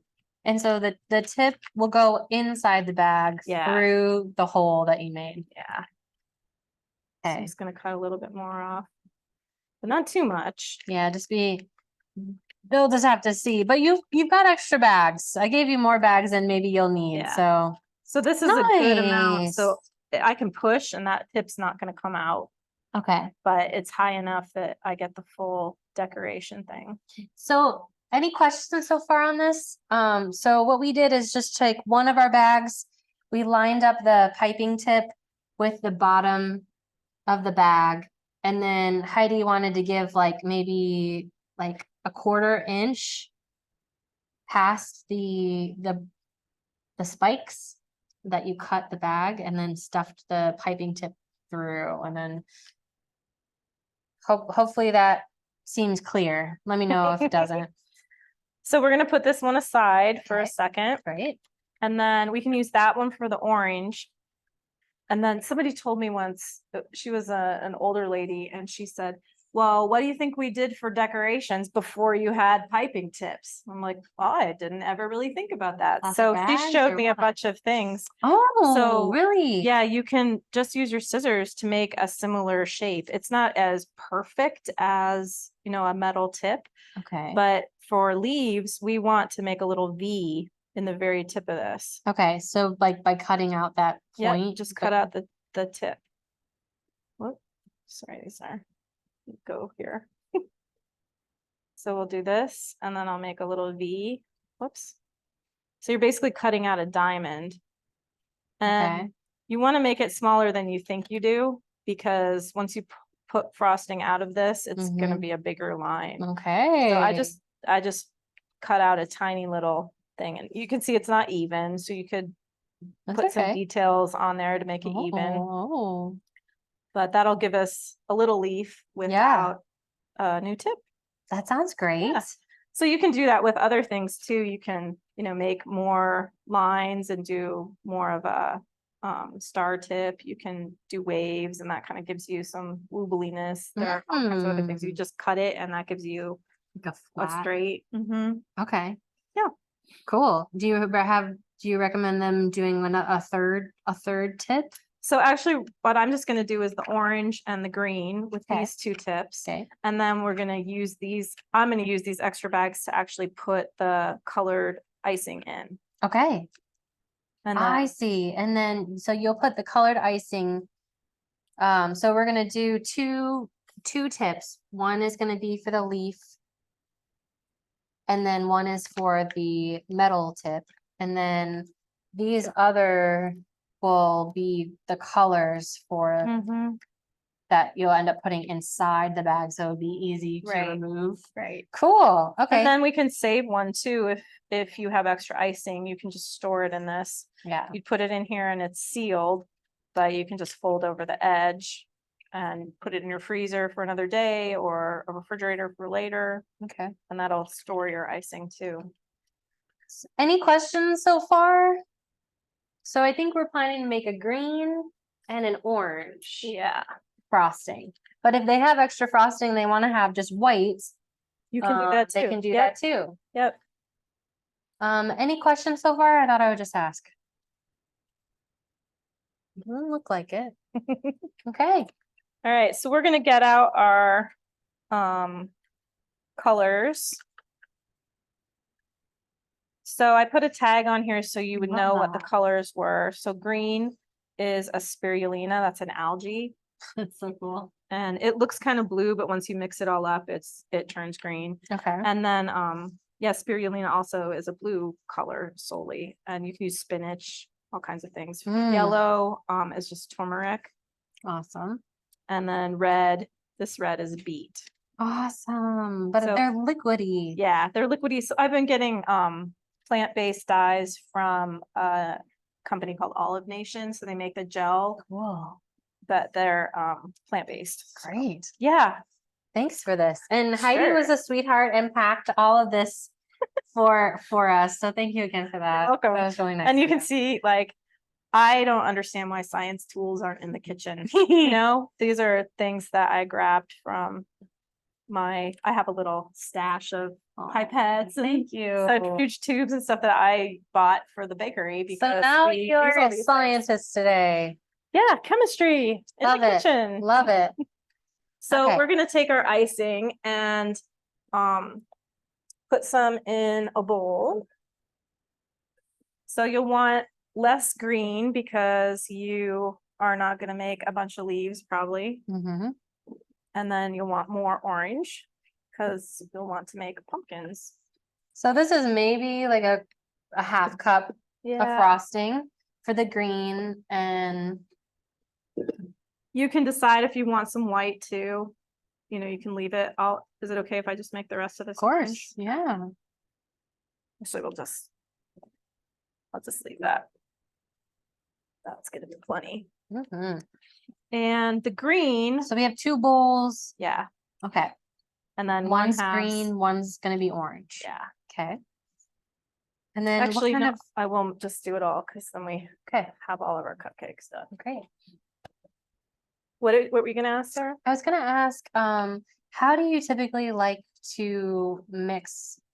Do you use a spatula typically for mixing? Yeah, especially it depends on what kind of icing I make. So if I make, some kind of Swiss meringue or something Oh. where it's lots of bubbles that you don't Oh. want to pop, I'll Okay. definitely use a spatula or just a single wire Okay. whisk Mhm. and mix that up. But sometimes I'll just use a spoon, like if I'm making a buttercream. Okay. Or for the markets, I often use shortening so that So it nothing doesn't melts. Yeah. Nice. And then I'll just use a spoon because What's your favorite frosting? my favorite cream cheese. Okay. Okay. Or I really like an Yeah, me elderflower too. glaze. Just Ooh. simple. Yeah. Okay, All right. love- So we're all gonna right, we're gonna do take green first. so think about your hands. These can stain your fingers. You So need gloves or anything? no, I'm good. Okay. But just for others. And then these Uh-huh. pipettes, you pop this open and you can do it pretty controlled so it doesn't splash everywhere. Mm, wait. But these pipettes work. There's a bulb here on this end. And you squeeze it outside of the container. You'll put the tip into the container and then let the bulb go. So, and then you just put a couple drops. Like 4 drops? Yeah, and then we'll mix it up and see what it looks like. Okay. And I gave you extra so you can add more if you want to. Nice. I'm gonna grab spoons. Problem. So let me know how many drops you end up doing. 'Cause Yeah. I'm kind of curious. Ooh, wow, it really is coming through. Yeah, I know these often plant-based dyes are they're really particularity. Mhm. They're like little bits. I have this Yeah. carrot dye that's really nice. It's so pretty, but it leaves these tiny little like carrot spots. Yeah, It looks like a uh-huh. Monet. Uh-huh. So to me, that doesn't look very dark. So I think I'm gonna add some more. What do you think? Yeah, a little Okay. more. That'd be great. But if you wanted a pastel green, Mhm. then you've got that. I've So been really into pastels. Thinking of painting my room like a light, like terracotta ooh, pastel. nice. That sounds pretty. It's nice. I mean, the artificial dyes are just beautiful. You can get so many bright, Oh, they're interesting, crazy, yeah, right? really nice colors, but Nice. yeah.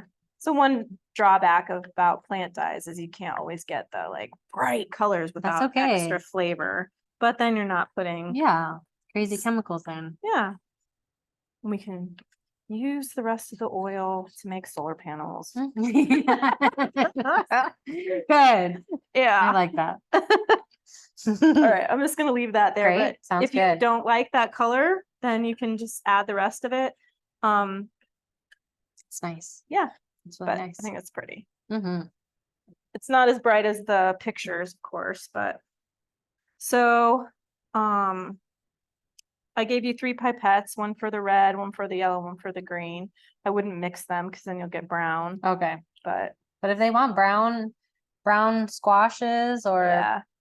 old vines, make it really realistic. Yeah, you could. So this is probably, I don't know, maybe another 6 drops. I'm just gonna add a Okay. bunch.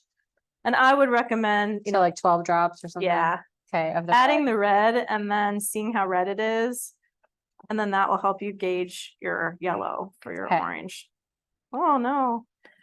Yeah, I didn't put enough in the Okay. Pets. We're gonna have pastel pumpkins.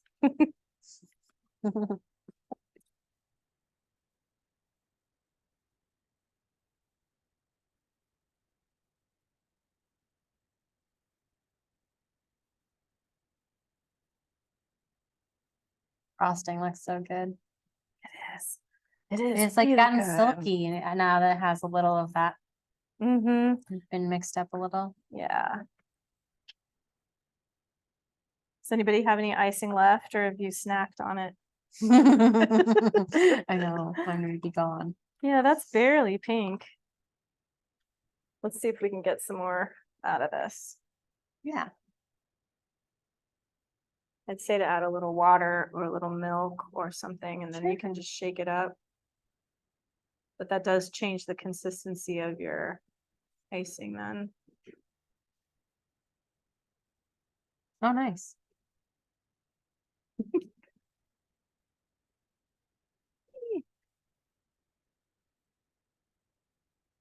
A little bit more. Yeah, that's great. All right, let's add a little yellow.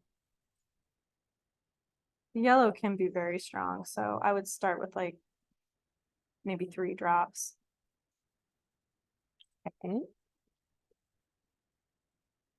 Let's see. We're gonna have a really soft orange, I think. Ooh, butternuts. Butternuts, yeah. Oh, that's good.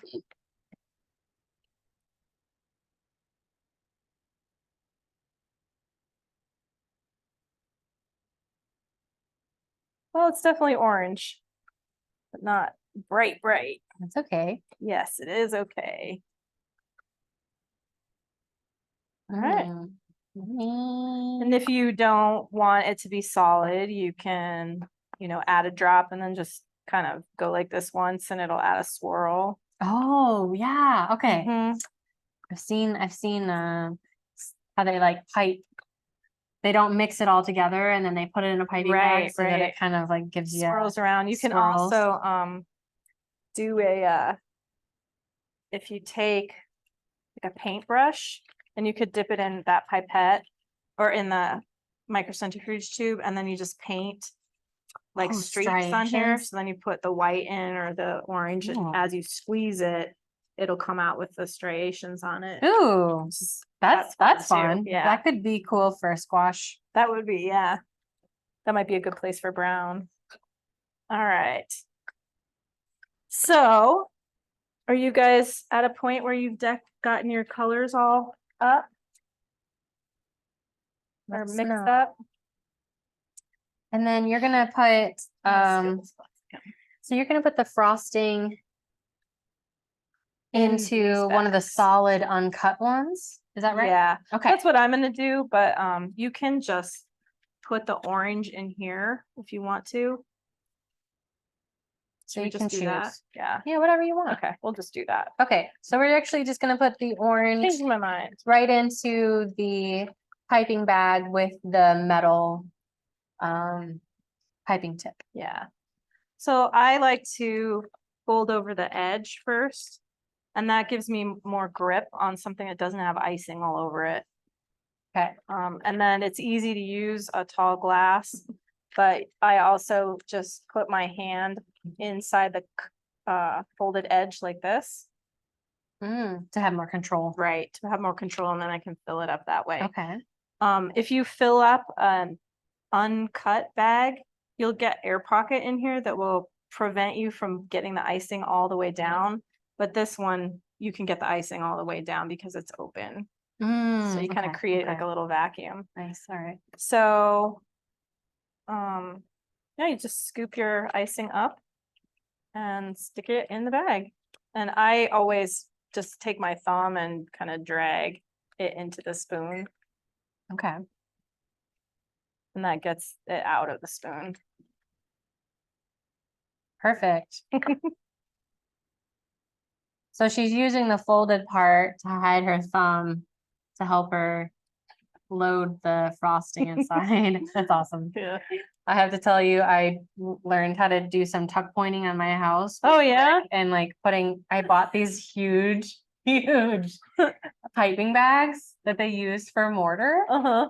And so I thought that it was gonna work, but when you said something Oh. about the air pocket, I'm like, that's what Yeah. happened to me because it didn't work. Oh. But you should have seen me. I had like something that was like 10 times this. So I was Oh like my goodness. trying to like squeeze into like pockets of my brick. So anyway, I was like, That's I can funny. handle this. And I was like, no, this is a bit much. So science, engineering, So you might and be a great baking. tuck pointer. Maybe. So I unfolded this and now I'm just gonna gather this up and kind of squeeze so that the icing gets down in the center. Okay, and And like you can twist it, yeah. And if you have some kind of, I love binder clips for this. So I just Oh, always fold this over and put a little binder clip and Okay, that helps okay. it to stay, but there are all kinds of little rubber bands and Okay, gadgets I've and got stuff. this weird one. I don't know if you want. Let's see if it'll work. We'll go like this, So rubber band, or you can just hold Yeah. on to it. or you can clip it. Okay. But either way, you want enough space for your hand to be up here. Okay. I am queen of trying to overload all of the bags. Me too. Because I don't, it takes so much time to stop and reload your bag or Totally. get a new one. So maybe we should check on our cupcakes. Yeah, I was just thinking about that. But we can load the green also. Oh yeah, cool. I'll get the cupcake out. Okay. Cupcakes, how you doing? The tin's cold, so that's a good sign. It is good. And mostly, Oh yeah. oh yeah, that's great. You don't want them to be warm because the heat will radiate out of And the melt. cupcake and melt the icing right Okay, off. good point. It'll still be delicious, Yeah. but- You'll have to eat it right then. right, it'll be like melted pumpkin. Okay. So let's load the green one, and the bag that you want is the one that you cut the little Okay. triangle So you out want of. the leaf one. Yeah, let's see. How's everybody doing? Following along okay?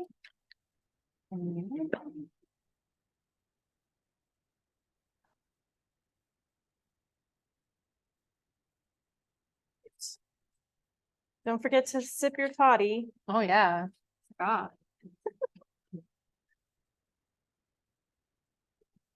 Mm. I love that. So you're gonna have your Midwest chai tea available? Yes. I'm gonna have to get more. Okay. So good. Do you sell the Spicebush just as is? So I don't It's have, kind of a niche.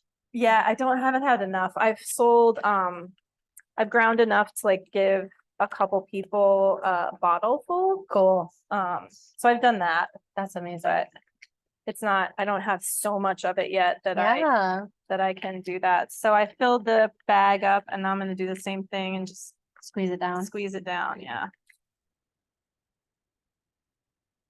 So I like to squeeze my fingers together to try to get as much of the icing down as I can.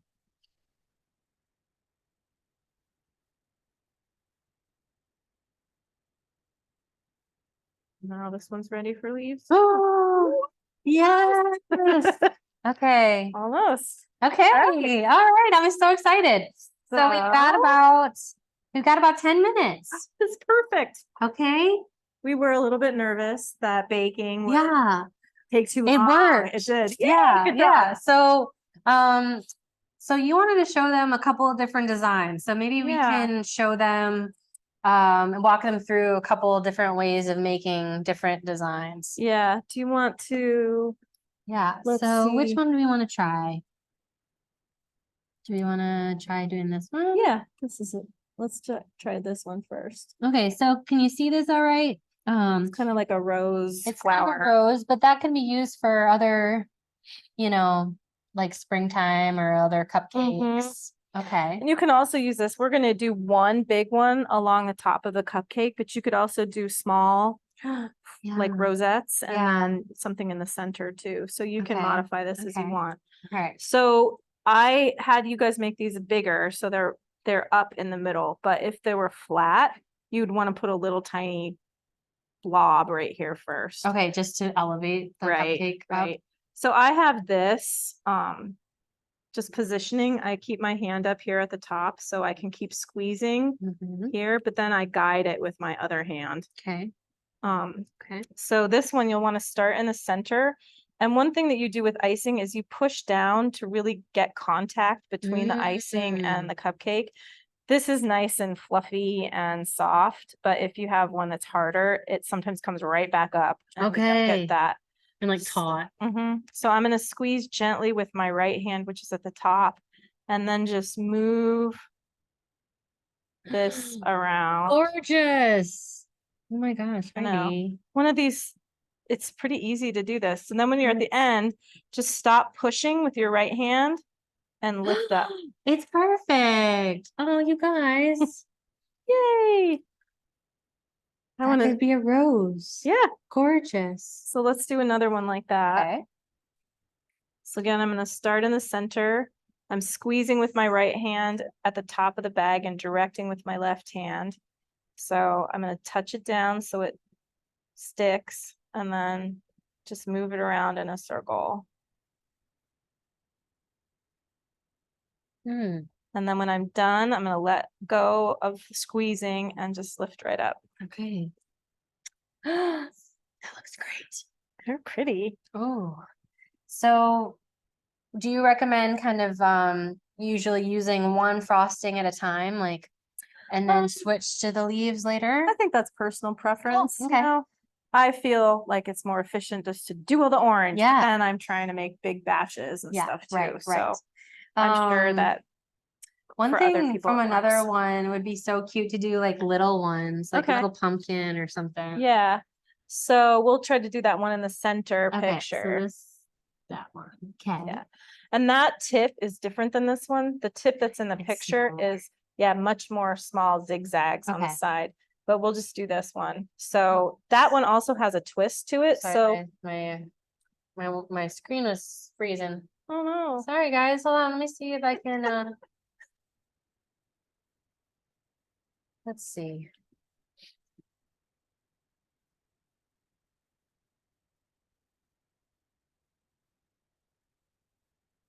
Okay, let me see if that's better. Okay, All right. sorry. No, it's So okay. we are gonna go try and get this this smaller one here in the middle. Okay. So I put that down already, but we're gonna do this and then just hold the piping bag straight up in the air. So it's 90-degree angle to the table and you're gonna squeeze, but while you're doing that, turn and twist the bag and then lift up. Aww. So let's try that one again.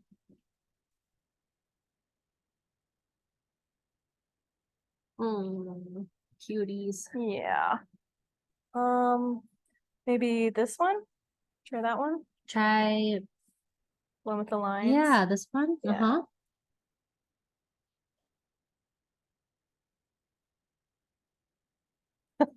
Yeah, Give icing me more everywhere, space. yeah. So this one, I'm gonna put the piping bag like this direction, Okay. at that kind of more of a parallel angle to the cupcake. Okay. And then we'll do the same thing. I would start in the center and just kind of drag it across. Ooh. And then again, whenever you want to pull the tip up, you just stop pressing and pull. Okay. So now we're gonna go to each side. Ooh, that looks nice. And then Like clean. yeah. Whoop. Meant to make it a little more rounded. Good. Oh. Cool. So in the picture, it's like thicker. So I could have squeezed harder and made thicker lines too. Nice. Let's do another one like that. See, so now I'm squeezing harder and it made thicker lines. Looks like a side of a pumpkin. Yeah. You could put sunflower seeds on it or something for little Ooh. seeds. All right. Cool. So let's try the leaves.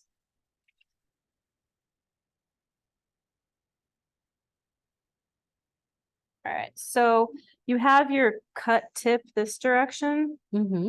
but I'm gonna turn it so it's like this. Okay, so on the The ridge? yeah, okay. the connection of the bag. And so you're going to put this like wherever you want to start the leaf and just squeeze and then let it go. It's a little soft. And I didn't pay attention to where the leaves were going. I should have gone this direction.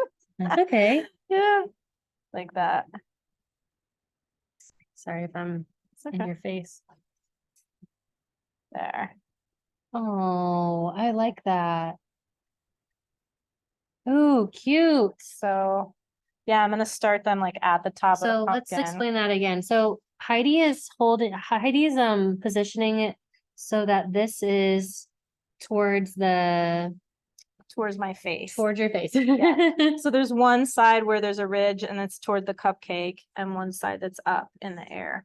So what you're looking at here is that the zigzag that you cut out the triangle is on the side. Okay, okay. Alicia says, we have to go, but we had a great time. Okay. First time baking as a couple. Thank you. Yay! Nice. It's so nice. I'm glad Yeah, I got that's to be part of adorable. that. Yeah. Okay. So I'm just gonna again make a connection and then squeeze. And you just stop pressing when you're done making your leaf. And it and you kind of come makes a full. tip. Yeah.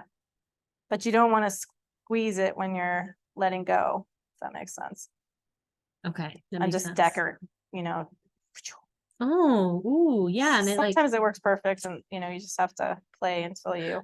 I was trying to make them a little longer so they would come down. yeah. Yeah. Lovely. So we can do that here too. Gosh, yummy, you guys.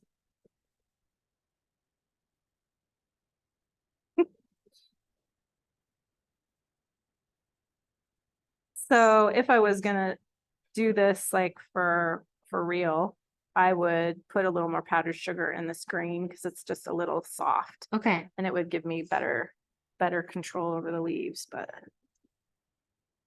I love how cute they look.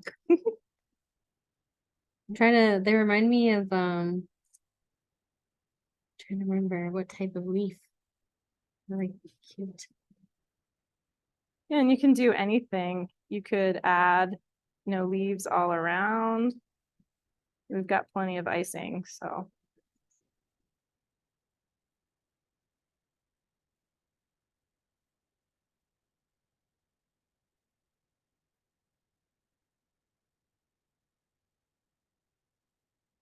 So fun.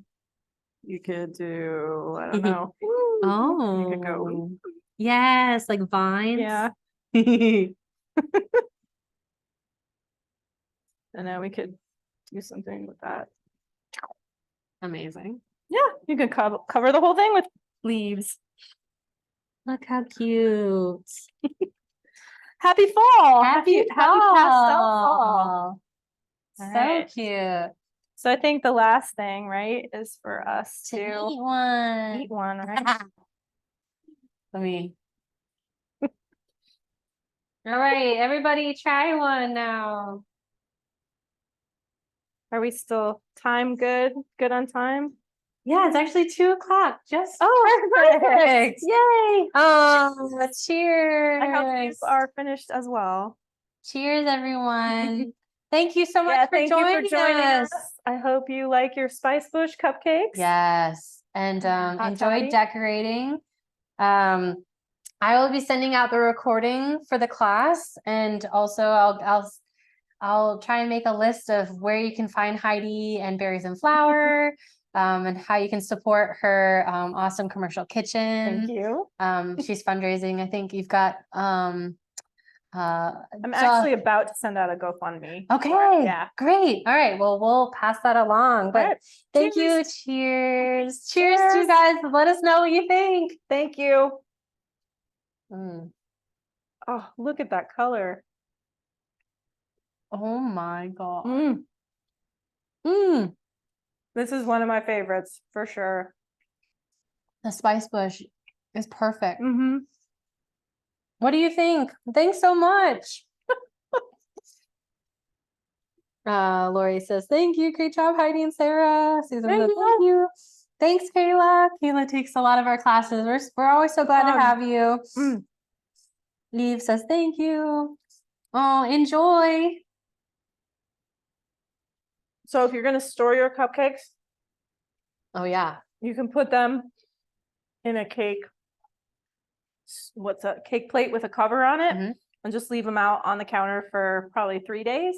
But if you want to keep them longer than that, you can put them in a sealed container in the refrigerator, or you can wrap them each in plastic wrap and aluminum foil, and then put them in the freezer, and they'll stay for like 3 months. Oh, wow. And you can just pull a cupcake out whenever you're in the mood. Hmm.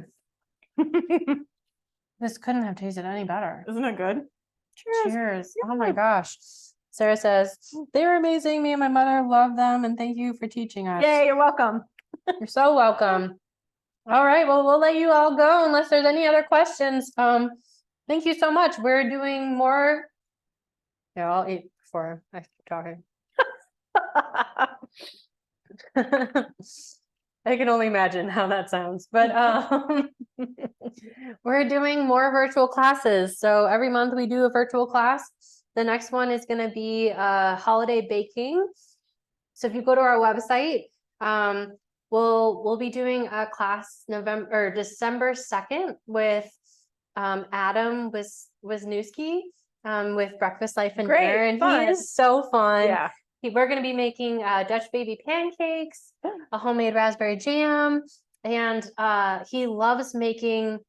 He's a cooking instructor, so he likes to tell people how to make how to cook more at home and recipes that will be useful throughout the week. So he's gonna also be making shredded sweet potato and zucchini egg cups, and they're really tasty. They've got Parmesan Ooh. cheese and like cheddar cheese, but you bake them in your muffin cups. So That sounds all the awesome. cupcake people should go to this next class, because we all know that you have the cupcake tins that are needed for the next class. But that will be the next one. So I'll send you a link on that. But yeah, thanks everybody. We'll see Thank you. We'll you. see you soon, and enjoy the cupcakes. Bye bye.